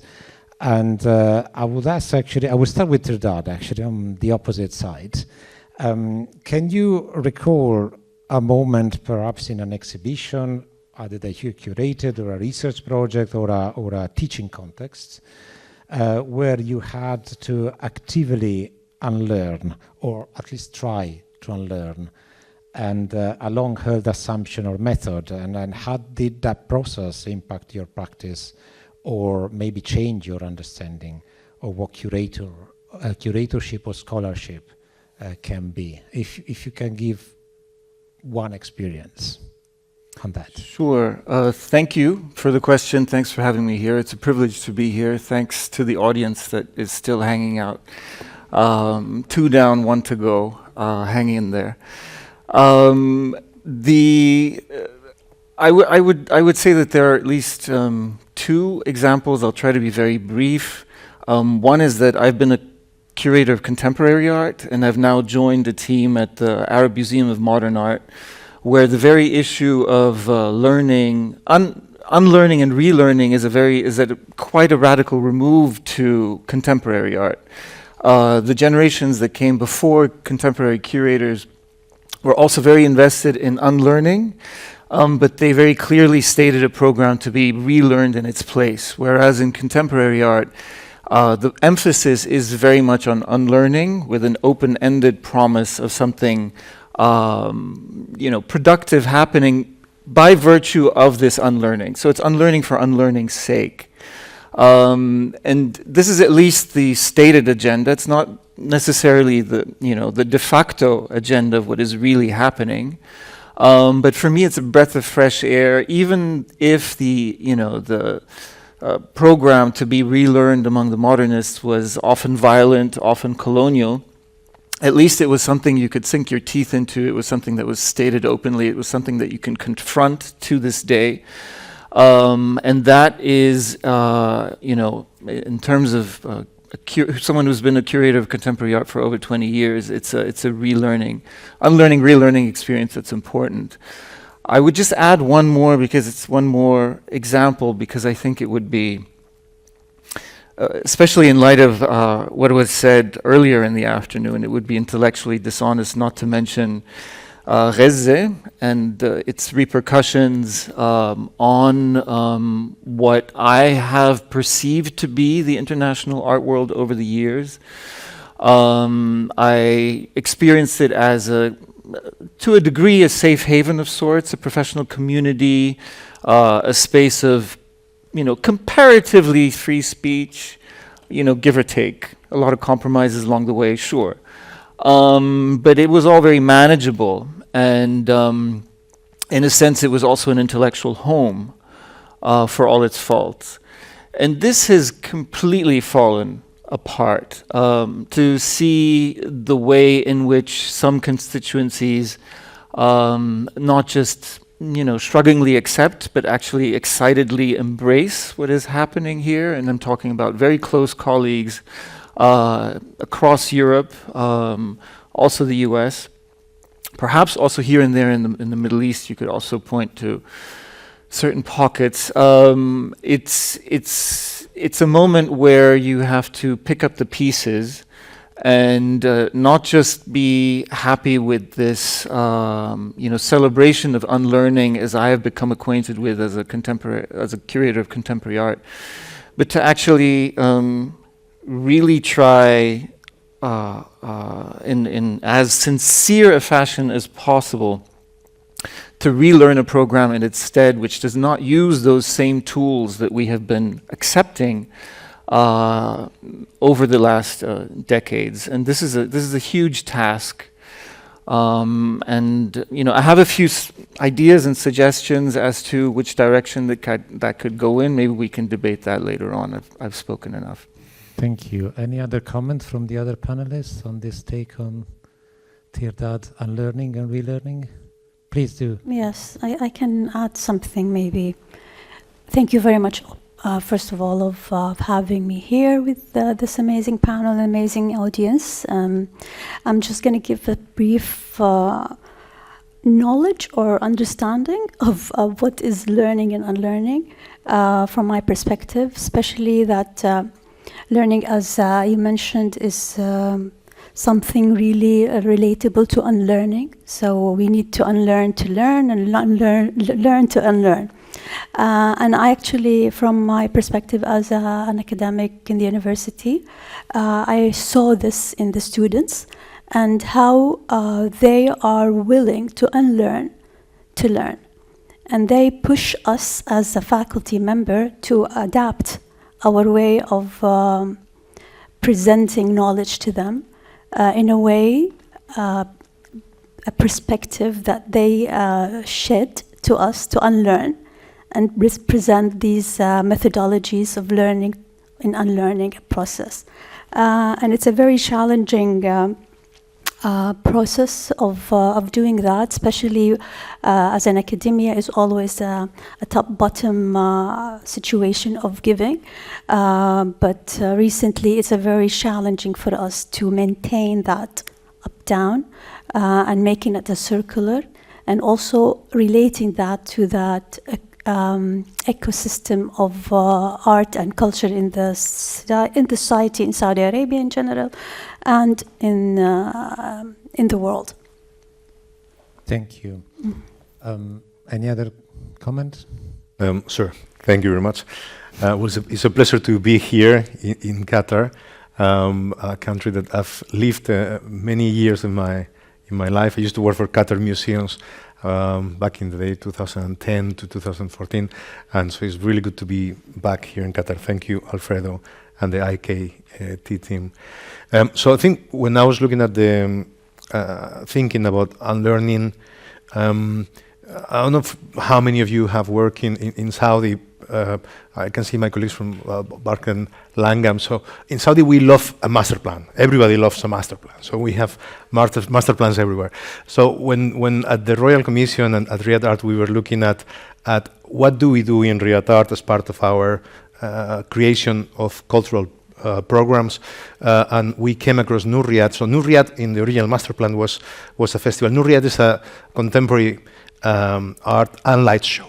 And we have here Alfredo and Dr. Effat, who were curators last year. And Nur Riyadh, that was his fourth edition. But when we were planning this festival in 2017, we found in the master plan that it was a light festival. There was not so much of a contemporary art component. And we were really wondering about what is the reference, what is the relevance of this item in the master plan to the city of Riyadh. So I think for us cultural executives, when we were looking at how can we make this relevant, no? And for me, as the founding executive director of the festival, we look into the opportunity to transform this festival. It was more on the entertainment side. I think when we probably look at it first on this master plan, and how we can take the opportunity to look into which artists have been working with light as a medium since the 50s, the 60s, how this translates into Riyadh in 2020 at the time, 2021. And I think through that journey and through making it tailored to the city, a city which was, I mean, geographically is very different from many other cities that have this type of festival. So we had to just look into making it in many different areas, 13 areas around the city, not only in one center. For those of you who don't know, Riyadh is very hard to walk. It's a city that is ready for cars. So I think to make it accessible for the people who live there, we needed to just go to their neighborhoods. So and then we actually wanted as well to bring incredibly solid artists to the festival, something that traditionally like light festivals don't do. So I think for us was about just looking into this original plan, completely throwing it away and looking again into how can we make this relevant for our audience, for the people who live in Riyadh. And I think, I mean, for us, this is one of the examples at the Royal Commission. Thank you. That brings me actually to the second point that I want to discuss. I would actually ask Holiday there directly, because you mentioned the top-down, also the academia as a top-down things, and the framework, the master plan as a top-down things actually. So institution or master plan, let's say, have long held the role of gatekeepers of knowledge, and today's landscape should or could or would cultural and academic institutions still see themselves as authorities, or is it time to rethink that position, or can we as an institution, or they as an institution, remain relevant to the acknowledging and embracing alternative forms of knowledge? That's something that it comes back to the students' question and the audience question that you both address, actually, how you can rethink some sort of bottom-up strategies, let's say. I would ask Holiday first. So, thank you so much for having me here. I did want to echo what Tirdad was saying at the end of his remarks, that there has been professionally a sense of unlearning what our institutions stand for, and the expectations that we might have of our institutions, and the radical space between the theoretical positions that people hold and the concrete actions they undertake.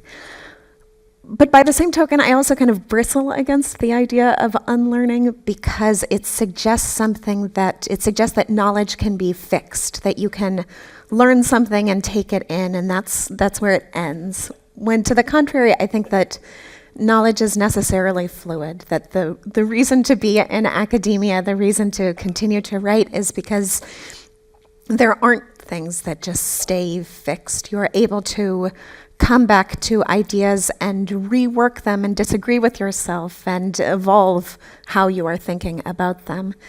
And I think that perspective on knowledge, that way of imagining knowledge, means that within my own classes, there isn't a specific endpoint. I teach primarily Arab modernism, Arab and global contemporary art, and I think that there isn't a specific canon, there isn't a specific artist, there isn't a specific fact that I expect students to come out from. To the contrary, I am working to help students, many of whom, because I am at VCU Arts here, many of whom will go directly into Qatar museums and will be actively shaping the exhibitions that we see. So trying to work with students to help them figure out what they think. How can they situate themselves? How can they imagine all of these really complex debates and concepts? So in that sense, I'm not sure that the university as such is an authority. I don't think that we hold the correct answer. I don't think there is a correct answer. I think there is a space for exploration and dialogue and evolution. I do think that it is facetious to imagine that all opinions are on the same level, on the same space. I think that kind of devolves into populism, as opposed to having an expectation of really rigorous intellectual exploration. But I would then think of how can we imagine professors and then also institutions as allies, as opposed to people who are imparting knowledge onto their students. So you're doubting that there is gatekeeping within academia somehow? Oh, I think there's absolutely gatekeeping. It's just that that's not the part of academia that I individually am interested in maintaining. Any other comments from the other panelists? Yes, thank you, Alfredo, for this really, really important question. At a time where I think a lot of us are feeling that, you know, systems are collapsing, models are collapsing, and we need to find new ways of working. I would also love to respond to what you said, Holiday, not only that their knowledge is not fixed, but artworks are also not stable and fixed. In fact, they keep doing their work in the world. And I would say that in relation to learning and unlearning, I think I've learned the most from artists and artist-centered methodologies, even during my 15 years of art criticism, where I had to take a distance. I still learn from artists. And so, you know, as someone who primarily operates outside the institution, I like to remain that way in order to kind of look at things from the outside. I guess the question on authority and producing knowledge is primarily a question of, you know, who are we producing knowledge for and who is we?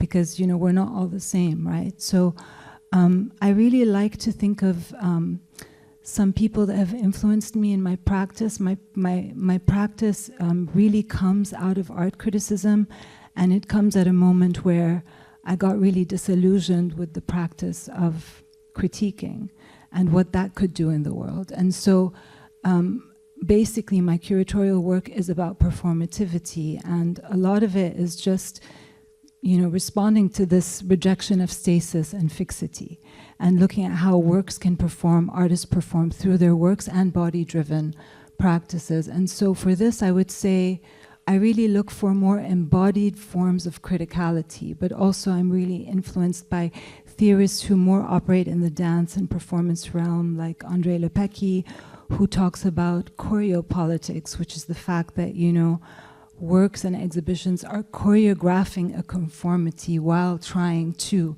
perform institutional critique. We also have to keep in mind that, you know, what the purpose of institutional critique is when you are invited by the institution to critique it, you know, which is, I mean, in a way, it feels like a rhetorical question.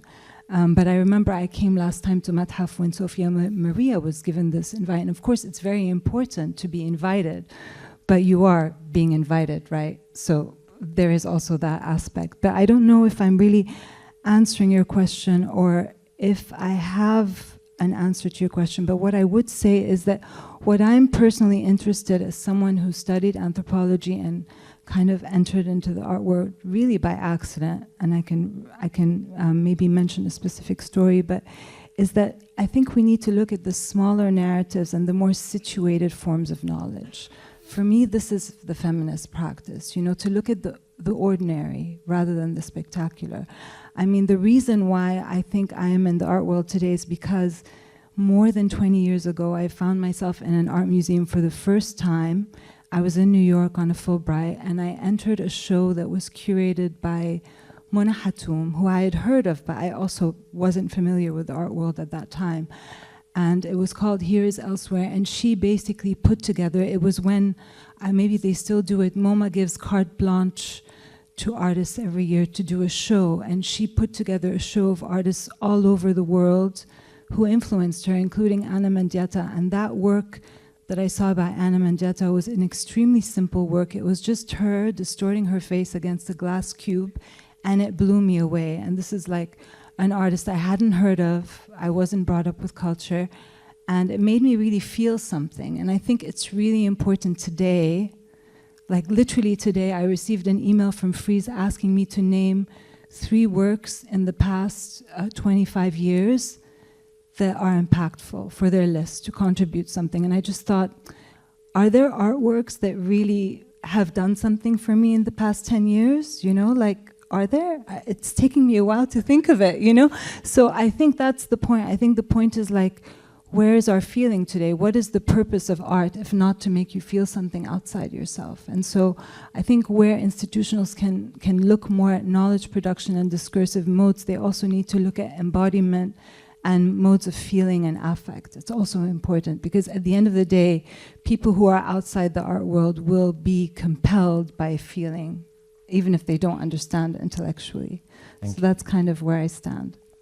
Tirdad, do you want to comment? Yeah, I wanted to disagree with my esteemed colleagues. It's always good for a panel if that happens. I hope I'm doing you a favor. Is that, you know, the day's proceedings began with Zach speaking about humility, and now also we're speaking about problematizing gatekeeping and bottom-up forms of knowledge, and also curators love to agree on putting the artist first and following the artist's lead. And I'm wondering whether this form of, you mentioned populism earlier, Holiday. I wonder whether this kind of like abdication of authority is actually a conservative move in art. It's also, you know, in light of what has been said at various parts of this afternoon, perhaps it would be important at some point to accept accountability and to accept that we do have authority, first of all. That museums, for example, are, you know, places that people look to. Authority doesn't have to be gatekeeping. It can also be a point of reference. It could be a place of ritual, you know, congregation coming together, moving bodies through a room to see artworks which teach you certain things. And again, they do have agendas. They teach. They do. So I think it's important to theorize this kind of authorities that we embody as professionals. And then I would also go even further and to say, is this really necessarily such a, you know, bad thing? Isn't it a moment when specialization and the appreciation of the difference between fact and fiction should be a little more important now? You know, given the stakes, which are just so enormous, genocidal at this point, if I may be so dramatic, it's a little worrying to which degree we're actually quite happy to step back from that and to say that expertise and authority is, you know, somebody else's problem. We don't believe in hard knowledge. We're only here to ask questions. I don't think that's quite enough anymore. I think that we have to be a little harder on ourselves. Please, Miguel. I think that's a very good point, and I think there's a difference between academia and cultural institutions, and I think definitely I would agree with you in academia. I think in academia you do need to have that intellectual rigor. I think when you're talking about cultural institutions, I would like to go back to what Holiday says and what Nadine is like, what is the purpose of those institutions to exist? And for the most of it is just to serve an audience, to serve a community. And I think institutions, they are moving from an authority-driven model to a more like care-driven model where we are listening to the community, where we are translating what the community are saying, and where we are trying to adapt that into the programs that we are designing. And in that way, I think that is the role of the cultural institutions, just to listen and to serve the communities, which I think academia, I mean, I can only speak for cultural institutions, but academia I think might be slightly different. Effat. Okay, very interesting. I really like it because I'm always in diverse in looking into education and especially that I'm an academic myself, and pushing the boundaries of what are we learning and why are we learning and how are we learning, and answering the questions of what, where, and when, and how, and everything. And I can start from the beginning of our sessions where we spoke about the Arabic. So normally if we want to learn anything, we start from the alphabetic and then we form our words, sentences, and so on. So we started to be curators, writers, and all over. But I'll go back to my experience and my experience when I was a student in the University of Islamic Art, and trying to have different questions that they would answer me, especially when following the Eurocentric canon of history, and I couldn't find questions related answers related to my questions. And I did my master, I did my PhD just to find these questions or answers to these questions that in my head. Why are we doing this? How are we evaluating that artwork? And why are we leading to these specific aesthetic frame of work rather than moving into our own understanding of who we are as a culture? And then it came back to how the institutions are going forward with that direction. Are we a gatekeeper for knowledge? Unfortunately, I can't say this for now, especially with all these vast changes going on with the internet, the AI, all of that. So to what extent we have the power to have an information of leading the students or authority, and who can we have give that authority to burst other knowledge that we want to have for our moving or making the knowledge forward. And I think it's very important for institutions, if they want to move forward in that aspect of methodology, epistemology, all these big names of learning aspect of leadership in knowledge, is understanding how to give the knowledge in a specific way that it keep the conversation with the people around it. It's not just a one-way institution like a university. It's the museum. It's all these institutions together, putting their hands together to make sure that there is something in a form of infrastructure rebuilding and reforming the knowledge itself. So I agree that we have to have the knowledge, and I agree also that we don't have the knowledge in a certain way as a gatekeeper, but how can we move that forward in terms of looking into the other voices around us and listening to the people and culture to form that programs and all of this. It's very hard. I know it's not easy. It's very hard. I was trying to do it a lot, but it's very hard because it's not one person. It's all of us together. I have a couple of thoughts. Maybe I wouldn't say there are kind of answers in terms of rethinking, dismantling, rebuilding, unlearning, relearning, but maybe there are something there to discuss, and I open up the question to you. For one, I could think about, for instance, the interdisciplinarity of knowledge. That could be one trigger that allows this kind of a change. And the second one actually talk briefly about technology as well. This kind of a harnessing technology could be representing some sort of a way of deepening critical thinking rather than just flattening critical thinking in terms of relearning and not just replicating. And yeah, I was just wondering this interdisciplinarity that actually Nadine was mentioning, and this idea of technology could be something to put on the table from a curatorial point of view, in order to see if this one can happen. But I'm just thinking loud. I don't have specific actually point to address, but I would like to open up actually to the panel. Okay, interdisciplinary. Interdisciplinary is an amazing thing, but and it's an amazing also term. That it's easy to say, but when it's actually implemented, it's very hard to implement. Maybe it's easy for unlearning artists who wants to experiment with different technique, philosophy, aesthetic, that they can come together and put their ideas and form an outcome from that. Maybe I could refer to Sindbad.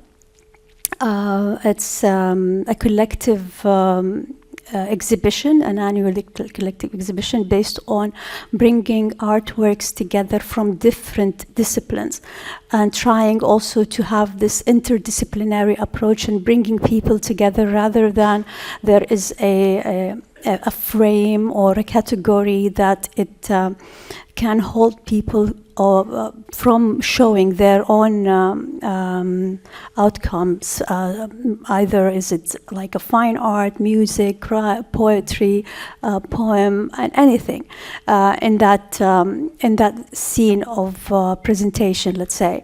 So interdisciplinarity approach, it's a very, very important because also it cuts back the categorization that we faced in and the issues of categorizing terms, categorizing concept, categorizing philosophy, and opening up to this challenge of what are we going to do, how can we voice it, how can we put new knowledge into the table, and who are the people in the table. This is another thing that we need to make sure that always the table are the same people.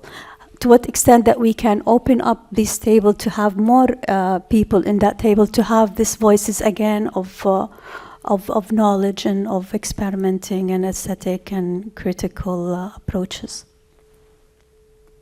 Yes, I also have a comment. I think the nature of knowledge has changed. I don't think that there is no hard knowledge. It's just, obviously, we're at a moment where we're kind of questioning the human centrism of knowledge or looking to other forms of knowledge to learn from, you know, particularly with technology, right? Because there's a feedback loop. I remember I once worked with Alexander Ugay, who was looking at he's originally Korean, but grew up in Kazakhstan. There was a deportation during the Soviet times, and he was working with Midjourney to try and interpret the visuals of the family archive, right? But then when he would ask about the deportation, he ended up receiving images of European-looking people, you know? So he had to prompt Midjourney with the word Korean to actually get people who look like his ancestors, because of course the technological biases that exist just as they do now with us, you know. So it's a feedback loop. It's more about being more open to other forms of knowing and developing new languages for that. But of course, this is not to say that institutions are not extremely important, especially the ones who are steeped in years and years of work. I don't think that there is that questioning of that. It's just once the authority is there and it's established, and what do you do with it? How do you look at, let's say, more collective forms of authorship? And when I say I learn from artists, I also mean like artists like Agnacia Couran, who looks at how bacteria form and, you know, kind of learns from, because we do learn from science as well. So these are a lot of artists who are existing on the cusp of other disciplines, which I think is really interesting, because once it's brought into the art world, then you're also learning beyond the art world, which is very important, right? Because, I mean, at the end of the day, the art world is responding to the world in so many ways. So I think technology could be a really interesting model to look at, because all of the errors that are happening technologically are replicating what we have actually fed the data sets with. So it just brings it back to us in some way. Any other comment? I'll just add to that.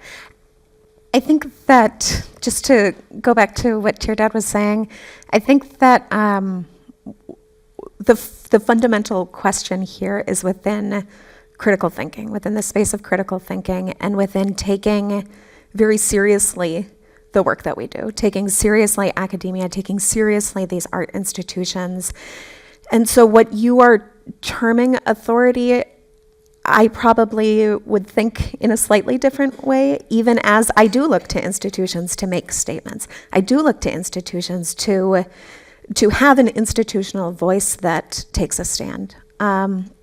But I also wanted to say about interdisciplinarity, about building knowledge that I've been in Doha now for about 10 years, and so much of my practice is collaborative, and so much of how I understand my work has to do with the potential collaborations that I have with Qatar museums, with other institutions in Education City, and with artists. And I think that picking up a bit on the question of the virtual and maybe the limits of the virtual from the last panel, one of the really powerful things that I have found is the importance of community building, and community building as an intellectual and artistic practice. So trying to think about how do you strengthen the fabric of the intellectual and artistic community that you are surrounded by to understand knowledge as something that is deeply situated. And I think that also goes back to what Oraib was saying about what is it to have these conversations here? What do we mean when we are thinking of that here? And that collaborations allow for an interdisciplinarity, allow for a way of having communication that is maybe outside of the exact way of thinking that you would normally function with, but also thinking of collaboration as something that can be very modest, something that is coming out of how do you build on the conversations that are forged in affinities and friendships in order to structure a larger intellectual and artistic scene. Thank you. So it's when you talk about community building, is also talking about, you know, when we were talking before, whose voices are we bringing on the table somehow? Sorry, Miguel, you were. Thank you. No, I just wanted to follow, just to touch a little bit on the topic of AI that you mentioned, and because I think that the same way that AI helped chess players to play better, no, by creating moves that they didn't exist before AI started playing and winning against all of the human players. I think the way that AI becomes a tool for researchers and artists to use data that in other ways it will have taken years or decades to process, and to use visual tools to transform that data into ways to raise awareness about climate change, sustainability, or you have in the exhibition, or the DNA. So I think it's an incredible tool, and it also helps us to relearn things, because before maybe somebody will have just dropped that research because it will have taken a whole life, but now with like the right computer, in like a few hours, you can actually just have access to an incredible amount of data and to transform that into a visual, artistic medium. So I think, yeah, I'm very excited about how that will continue to support researchers and artists. It makes me think that maybe this whole idea of interdisciplinarity and technology, it's more relevant to artists than curators. Maybe there is a gap there for curators actually to kind of relearn a number of things actually. I don't know. Just if there's no other comment, I would like to open up to the floor for some Q&A. First question here.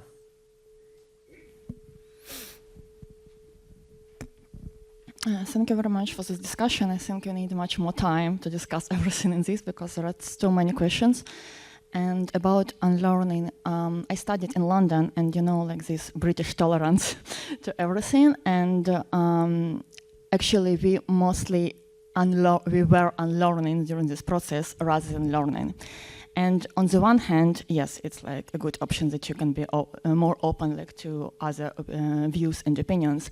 On the other hand, in the art field, I think it is very dangerous because it leads to the situation that we can't determine what art is actually, and so that everyone can be artist and everything can be art.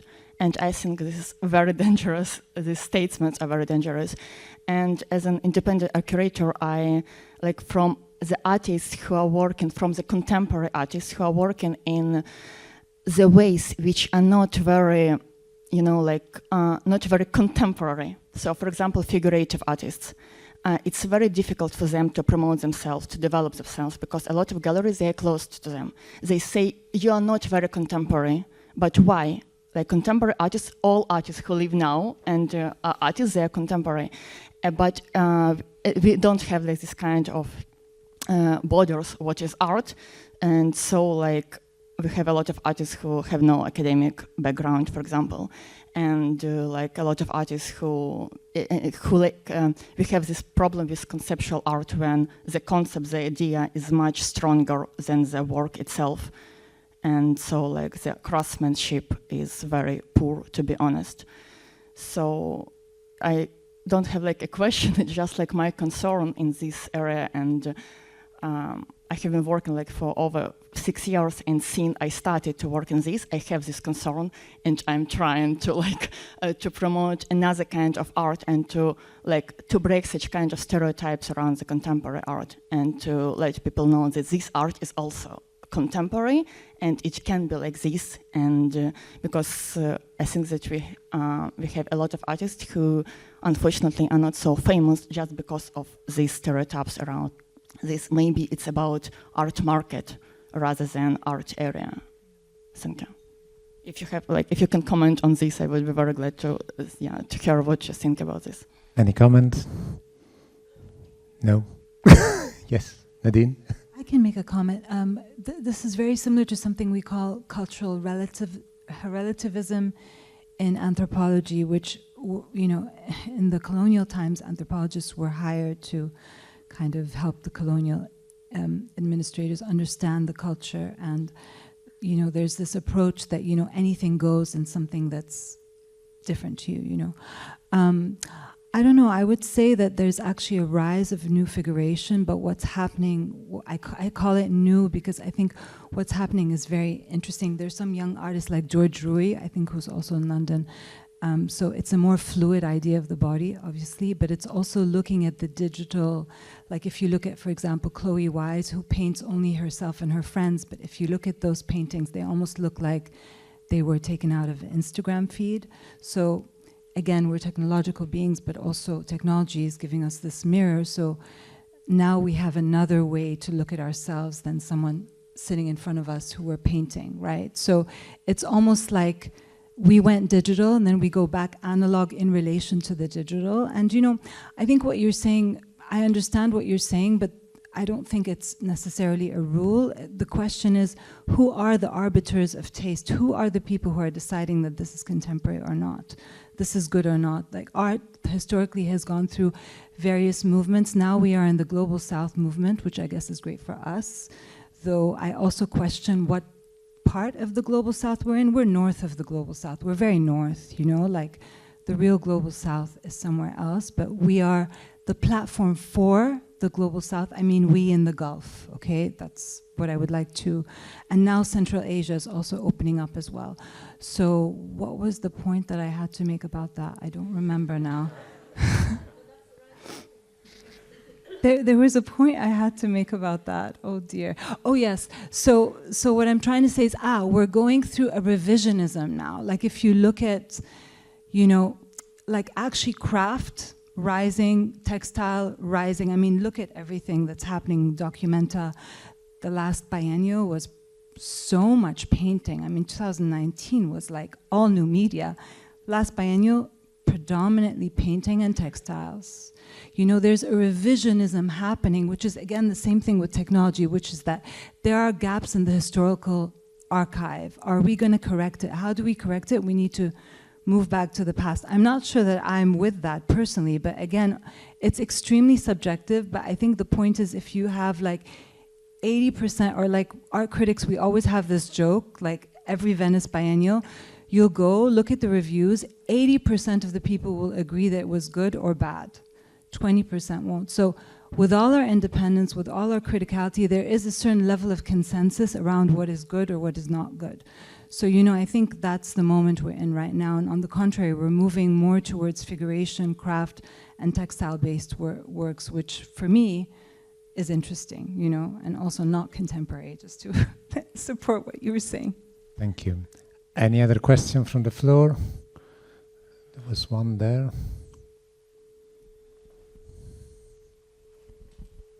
Yeah, why is it useful to you to think of it as unlearning and relearning? As opposed to academia, which is, you know, you're discovering new things and throwing out old things that are no longer relevant or building on bodies of knowledge. clearly there's something in calling it unlearning and relearning, but I wondered what that was for you. They look at me because I proposed the title. Why is it useful, Alfredo? To me, it was useful because I found it really difficult to unlearn thing, personally. I mean, it's, for instance, you know something, it's impossible to unknowing it. It's like when you know something, it's there. And the learning, it tends to follow the same pattern somehow, so it's really difficult to unlearn it, to learn it in a different way, and that's the relearning thing. I found it challenging personally, and this could be just unlearning to a way of working differently because you're in a different region, or unlearning to communicate differently because you speak another language where you live. I found it always very difficult and very challenging. I still believe it's important, and I embrace it as much as I can.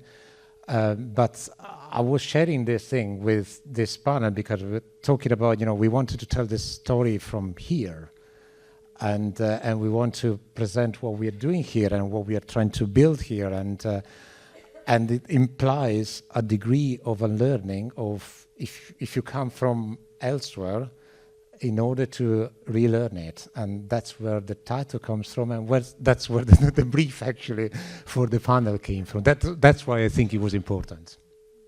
Okay, thank you.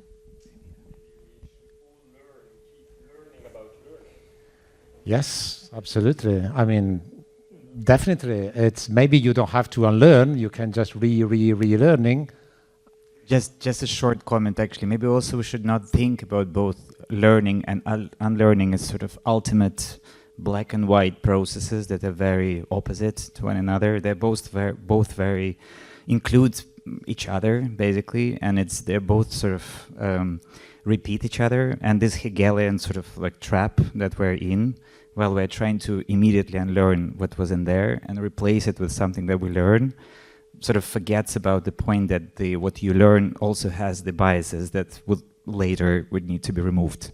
So this processual sort of maybe element is important to emphasize, that anything you unlearn immediately shows its ears as the figuration that Nadine is talking about, for example, that was unlearned but then returns. So that processual sort of lineup is important, I think, especially for the education and for the artistic context. Yeah, and for education especially, I mean, we are in a university and a lot of us actually are teaching there or have been taught, and so I think it was an important element to make it somehow.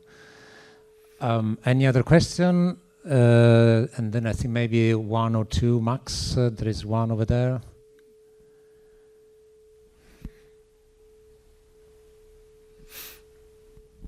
Hi.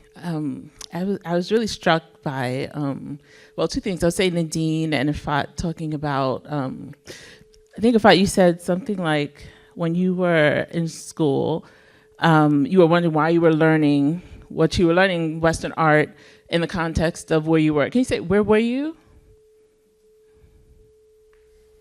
Abdulaziz University, Jeddah. Where were you? Which university? King Abdulaziz University. Okay, yes. Okay, I thought so. Yeah. Yeah, and then I think Nadine, you're talking about. I'm sorry, not Nadine. I'm sorry, I have notes here. Anyway, sort of how they sort of looking. I mean, since you're a professor now in this region, I'm sort of curious. Then, since you're teaching students, who are in this region of the culture of the, I'm assuming majority students who are Arab, and maybe I'm wrong, then how is, if we're talking about the global South and like things are shifting, then are we also thinking about how hierarchies are also shifting, sort of art appreciation also shifting? I'm also an artist. So, it's kind of like the way how you're taught art, there's a certain kind of canon and like of where art history starts and what's kind of just traditional and then what's modern. And are you starting to like include different figures, let's say, into I guess what you're teaching, and when you go back, you know, of like what's important and influences. Because I guess for me, even thinking about this, and I'm again curious, Effat, of like, where did your research kind of take you? Because I guess when I started to really think about European artists and think about abstraction, I'm like, wait, this wasn't something that they just came up with. They were always looking, artists were always looking, right? So artists were looking at the East, right? And so then they get, you know, abstraction and these philosophies of expression and what could be expressed in the spirit. And sort of how are you sort of integrating that, and how can we sort of, how would that then shift, you know, the hierarchy of appreciation? Because I think that's some of what people want to see changing. Thank you. Someone wants to respond to? I can say, I'm not sure if the question was for me or for both of us. Okay. So I would say that, so I teach out of Mathaf. I teach a class on Arab modernism, and since I arrived in Doha, I've taught that out of Mathaf. And so I teach it to the collection. It has changed every time that I have taught it, because I try to really emphasize what is physically in front of us. And I'm able to do that because of the Mathaf collection, because the Mathaf collection is so significant and really does have such key and critical works. So it isn't kind of randomly done. It is very specifically done to the Mathaf collection, which I then contextualize. And within the program that I teach, within the art history degree, students will not have global modernism. We are not currently offering global modernism. We do not currently offer European modernism or American modernism. Right now, what students are able to take is Arab modernism. And so that is what we teach. And so we start from there. And from there, we can put it into different kinds of contexts. We can say, yes, we're looking at surrealism in Egypt, and we're going to think about surrealism as a global movement. But I think that by imagining that there isn't just one art history, there isn't one narrative that we have to follow, but we can instead locate that knowledge and start from here, start from this region. I think that that does, in a really fundamental way, shift how you understand the relationship of Arab modernism to global modernism, and global modernism specifically, not just Euro-American modernism. Can I add to that? Please do. From my background, because I taught BA, Master, and PhD. And normally, as we said, it's very difficult for us, maybe a certain age, that we unlearn. Because most of the students from the BA part are very easy for them to navigate, research, and experiment more than the students who are coming from a master or a PhD who had already structured their own understanding of what is art and how is it and what is abstraction, all of that. What I do normally for the three is trying to bring their identity as an artist or identity as practitioners to understand who they are first. And most of that is about research. So the main subject, if it's like there fixed in the curriculum, we looked into it in a different perspective, going through the understanding who they are, what they like, what is the philosophy behind that, how does the abstraction, if we want to go to modernism, how these artists during that period researched and evolved their own practice based on what they're doing. And then from that, they go on and research and look into themselves and bring their own language and practice in that program, let's say. Thank you.